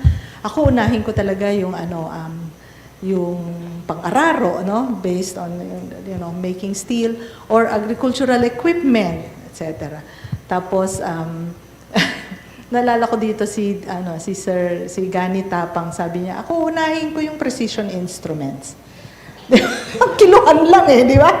Nagkakataluhan lang tayo sa kiluhan di ba? Ng kopra, libre mangarap tayo ng pinakamalataas na pangarap para sa Pilipinas. At yan ay nagsisimula sa kung ano nang meron tayo. So that when you look at the slide ng sinasabi ng mga principles, ways, and means ng pambansang industrialisasyon, alam natin na doable siya at kaya natin siyang gawin. With the state, ano sabi mo State, political will, pero bigger than the state, but syempre, push siya ng isang kilusang masa. Thank you. So we have our last two questions. Both are written. For our first, or for our second to the last question, Marcos is expected to highlight the UMIC, or the upper middle income country milestone. What specific metric should the public demand he address instead of GDP, gross domestic product, and GNI, or gross national income? Alam mo kung pwede, I want to totally get rid of growth as a measure of success. It doesn't mean anything. What should economic development be? Actually, even yung industrialization, agricultural development, there's all means to an end eh. So sa akin, if it is possible to totally reorient economics textbooks, economic managers' thinking, even the public thinking, to get away with this obsession of growth as the metric for development, super panalo. What do we want? We want people to lead better lives. In the current economy right now, na market provided mga goods and services, they need to have a certain level of income. They need to have jobs. They need to be able to get education, healthcare, housing, complete basic needs. Sa akin, if it would be possible to get rid of GDP, GNI, or growth as a metric of success, focus on people's well-being, the growth, it can be zero. It could be super small, but if people's well-being is improved, that's development. And actually, and I'm not overstating it, kasi if there's one thing that actually might be stopping us to thinking about what really matters, kaya ang ganda ng question, it's because it's so convenient, there's a psychological comfort, di ba? Na every quarter may number ka. Oh, are things getting better or not? It's so convenient, it's so simple, psychologically, madali mo maintindihan yan, madali paliwanag, but it doesn't mean anything. Case in point, the Philippines. So pag UMIC natin, we grew in a way that destroyed Philippine agriculture, made Philippine industry even more eroded, created joblessness, forced Filipinos abroad. But natin katutuwa yung rapid economic growth over the 2005-2016 period. But natin katutuwa yung rebound ng economy after the COVID. So honestly, growth, at best, bonus na lang yan. Yung sinasabi nila, yeah, but you need to grow the pie and distribute it. That's nonsense. If you're not creating the jobs, the incomes, improving the welfare, whatever growth you're getting doesn't mean anything. So sa akin, people's welfare, there are some very simple metrics for that. Growth, kung pwede basura natin. It doesn't mean anything, and it's used to hide all sorts of sins. It's used to hide all sorts of poverty, all sorts of misery, all sorts of inequality, all sorts of concentration, economic power, and political power. Yeah, kung pwede ka, hindi yan degrowth, it's an anti-growth perspective. But that's just me. Bad mood na ako eh. Don't get me started on degrowth. Ako in-imagine ko yung survey ng Vietnam when it was building its economy. Yung survey niya ganito eh, kumain na ba ang lahat? Nakakain na ba lahat? Check. Na-enroll na ba lahat ng 7 years old at pataas? Check. Di ba hindi naman growth yun? Di ba? It's about, it's a measure of welfare. Rights and welfare, kasi edukasyon, karapatan yan. So yung gano'n. Tapos, ilan ang hindi nakapasok sa ICU, na kailangang ma-ICU. Kapag ka may number, at yun ay lumaki, ang sakit. Diba? Ang sakit sa kanila. Ganon yung economic planning ng isang matinong gobyerno. Hindi siya yung naghahabol lagi ng paglago, naghahabol ng pagpasok, ng mga investments, or nakatingin sa importation, kung na-import na ba natin lahat ng bigas kasi wala na tayong mga magsasaka. Hindi ganon, di ba? So, sana ganon, no? Pero, dahil hindi ganon, at nandito naman tayo sa School of Economics. Yes, Lawrence. Don't give me an answer that will make me happy. Joke lang. Yung parang, yung sabi ni Sunny, let's look for a paradigm na ang nasa heart talaga niya ay yung human progress, human development, yung kanyang yung kagalingan ng citizens. Thank you. So for our last question, also written, is there still hope to effectively communicate to the masses amidst disinformation so that we can really form a strong, united front to change the system? Yes. Yes. Okay, that's all for today. I'm just kidding. Sige, habang nag-isip si Rosby. Since palagi hope isn't a strategy, pero hope is our strength talaga eh. Ako, I don't think any of us sa IBON, and I don't think any of you would get up in the morning and actually care about your lives kung wala kayong hope talaga. How do we communicate yung what our messages against disinformation?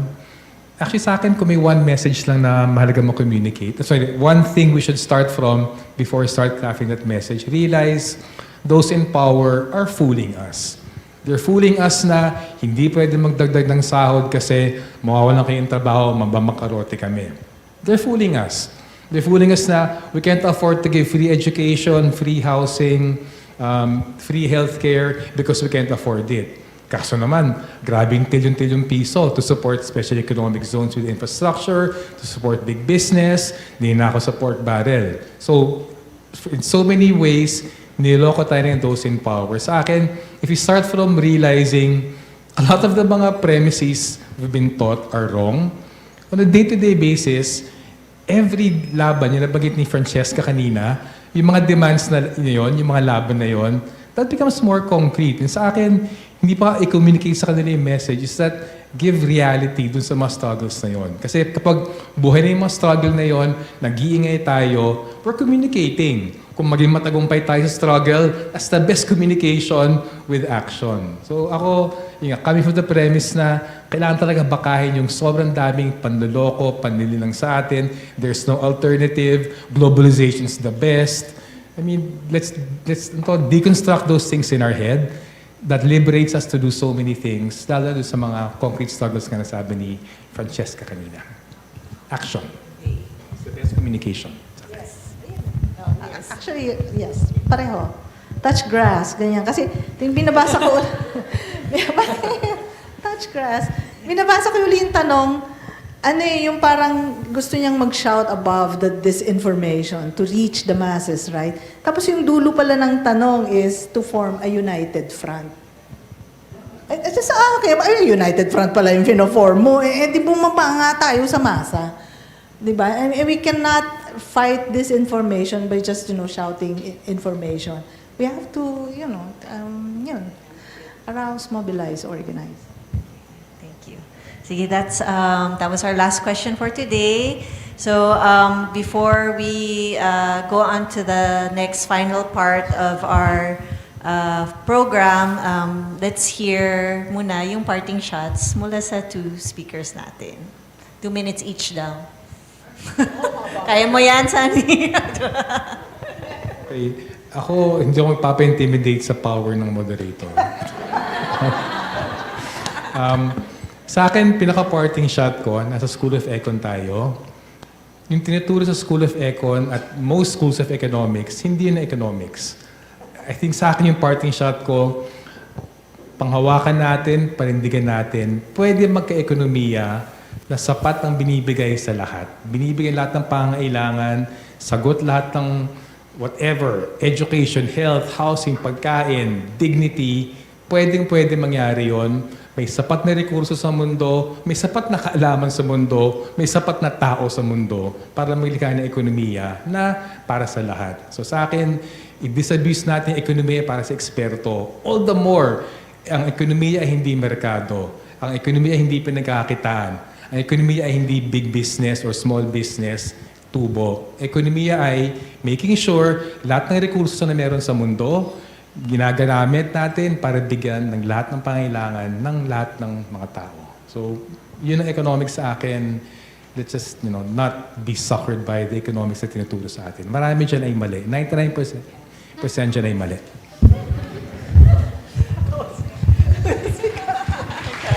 economics graduate yung tumatawa dito.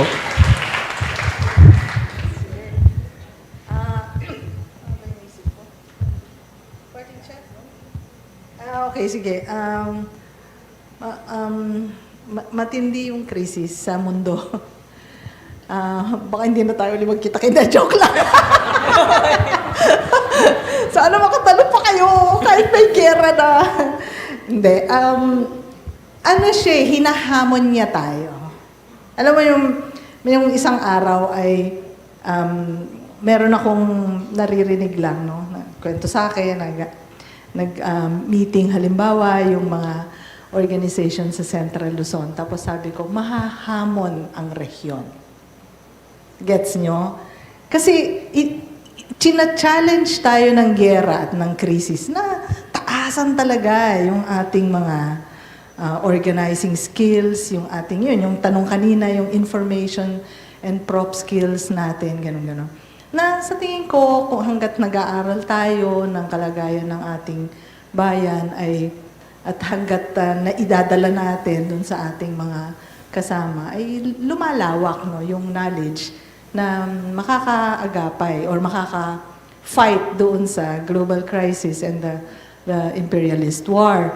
Tapos naisip ko, oh my God, mag-e-election sa 2028. Huwag na tayong masyadong nakaano sa mga ganon, windry, mga ganon. Konting ano naman, di ba? Konting taas naman ng diskurso, ang lalim ng krisis natin. Yun lang. Thank you, Rosby and Sani, for your parting shots. Okay. So, before we go to our final part of the program, which is the final cultural performance, we just have a few announcements. Direk, aside from this announcement, I also announced the other ones na naka-line up. Okay, mamaya pa. Sorry. So before we go to our final cultural performance, support tayo ang movie Ganggang by Direk J.L. Burgos. August 7 on Cinemalaya. A movie about fighting society's big bullies, as we were just talking about. So let's support everybody. So without further delay, he is the lead vocalist and guitarist for the Jerks, as well as a current member of the Concerned Artists of the Philippines, or CAP. Let's please give a warm welcome to Chikoy Pura.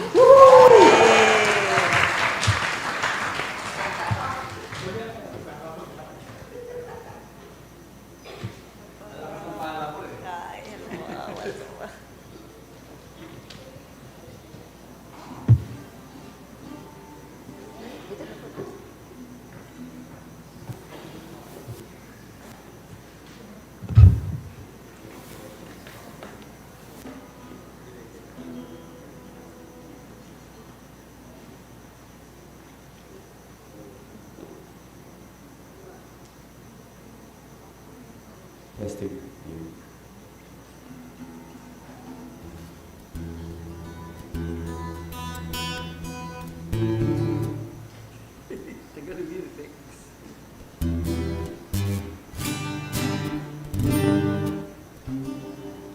Magandang hapon sa inyo lahat.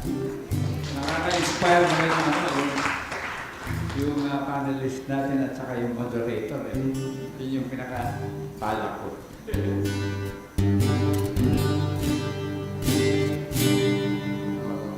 Pakitanggal ng chorus ko yan or shifter.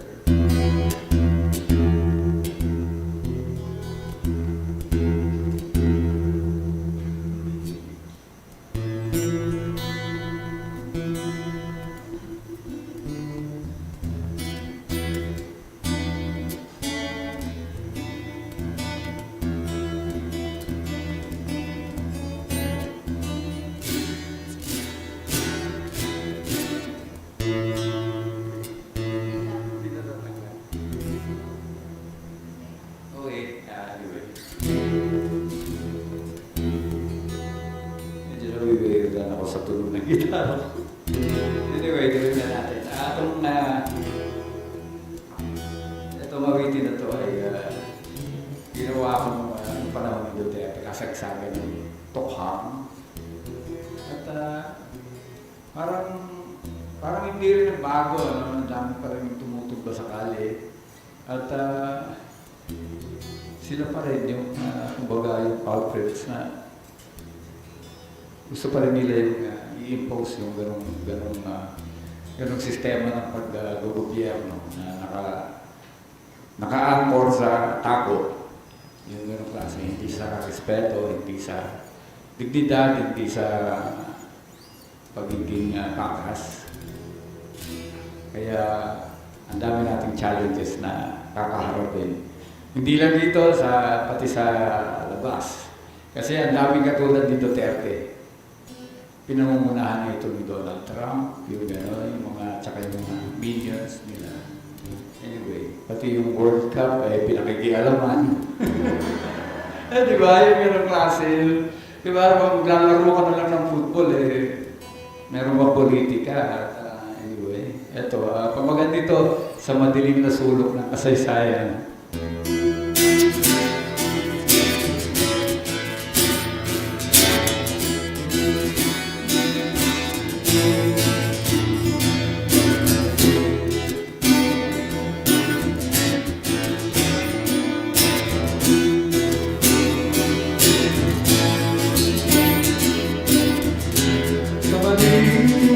Sulok ng kasaysayan, nakatambak ang mga katawan, mga imbit ng nagunrol at higaan, katabi ng pagkat, sa madilim na sulok ng kasaysayan.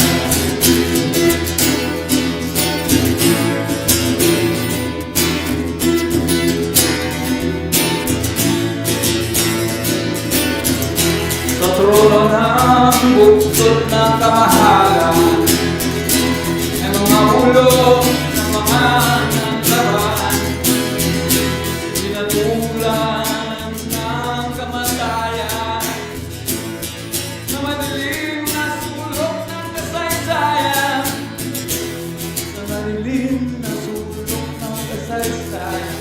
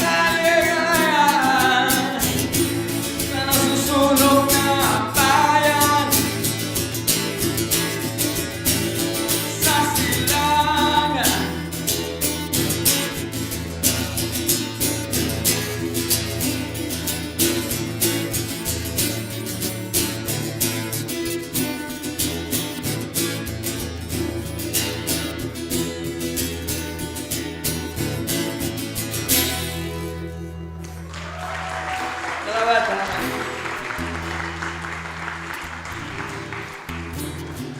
Ito susunod na awitin na medyo revised na version at mas mabagal. Kasi tungkol to doon sa genocide na nangyayari sa Gaza. Na hanggang sa ngayon ay tuloy-tuloy. At hindi mo akalain na sa sinasabi nila civilized na tayo. Pero meron palang natitirang remnant nung ano tawag doon, kalupitan ng panahon. Pamagat ito ay Rage for Palestine.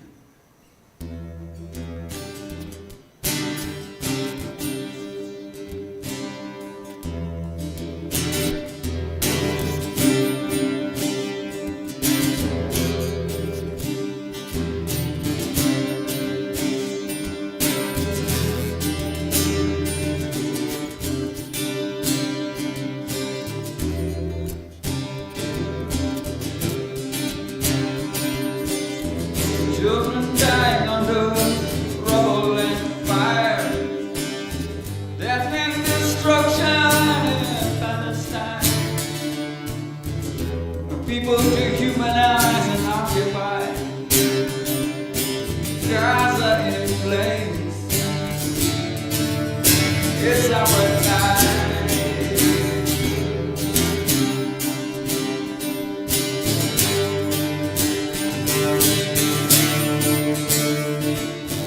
Dreams are shattered by bombing raids. The streets are littered with the innocent and the dead. There's nowhere to run, there's nowhere to hide. It's ethnic cleansing, it's genocide.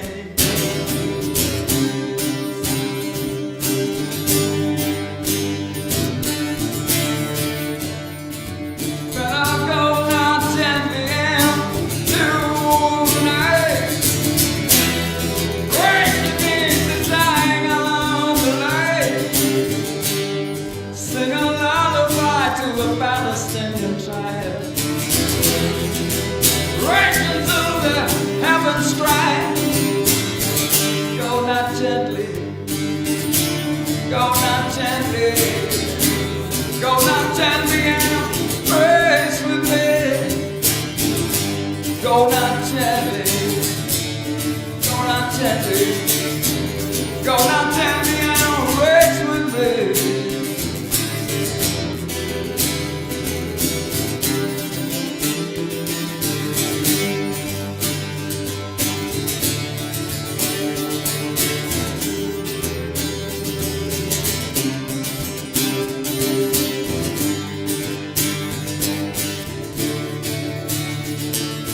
War machines unleashed on a defenseless race, murder disguised in self-defense, while the world hides its head under the sand. Darkness descends on stolen land. On stolen land.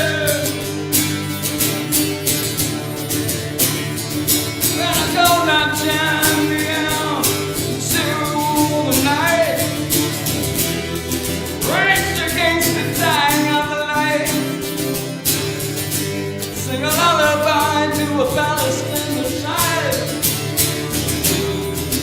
rage into the heavens strike. Go not gently, go not gently, go not gently. Go not gently, go not gently, go not gently and pray with me.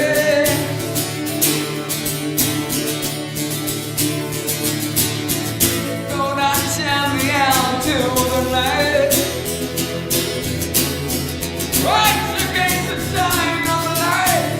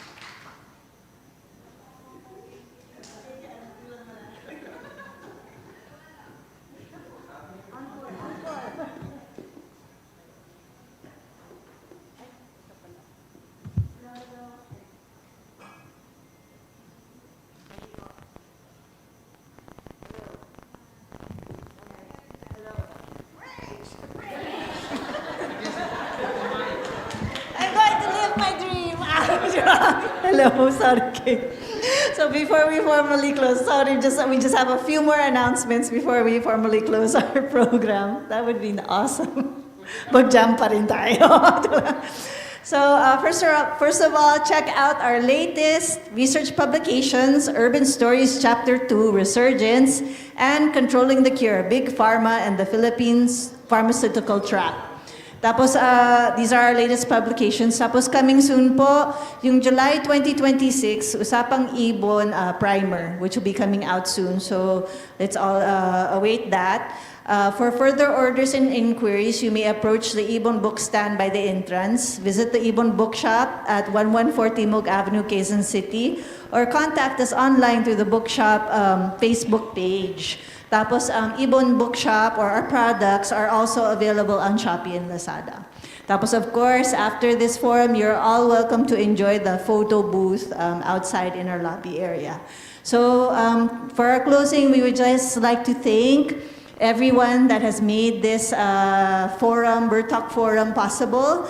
First of all, thank you to our two speakers, Rosby Guzman at Sunny Africa, our two reactors, Lorenzi and Ma'am Kitwe, to our cultural performances that also added and lifted our forum, Mara Peralta at Chico Ipura. And of course, thank you to all our audience and participants. We also like to thank our co-presenters, UP School of Economics Student Council, UP Student Council, UP Office of the Student Regent, UP Office of the Faculty Regent, and all UP Academic Employees Union, and of course, Altermidya, and special thanks to the UP School of Economics and its staff. And thank you to our partners, and of course, our audience here and online. So thank you again. Congrats to everybody for your participation in this forum. But before we part ways, can we have a class picture? Can we have a picture taking together? So I believe our photographer is Harold, one of our interns for IBON. So let's...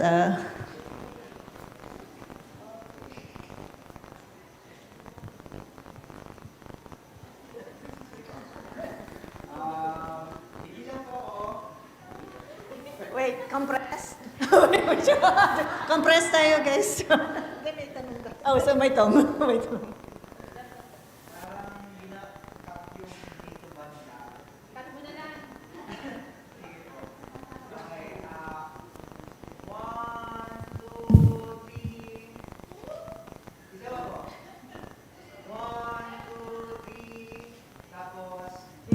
Thank you. Ay, oh. Akala ko snacks na eh. Okay, thank you sa lahat. May snacks in the lobby area, and please enjoy our book stand and photo booth. Thank you, everybody. Upper middle income consider themselves poor. Dagdag singil sa kuryente. Sa ngalan ng ayuda, rising prices of petroleum. Enrique Razon coming on top. De La Rosa at large Concedes the chamber's leadership. balikatan exercises The U.S.-led tax silicon will be blooded. Tulpo ka na ang pangungurakot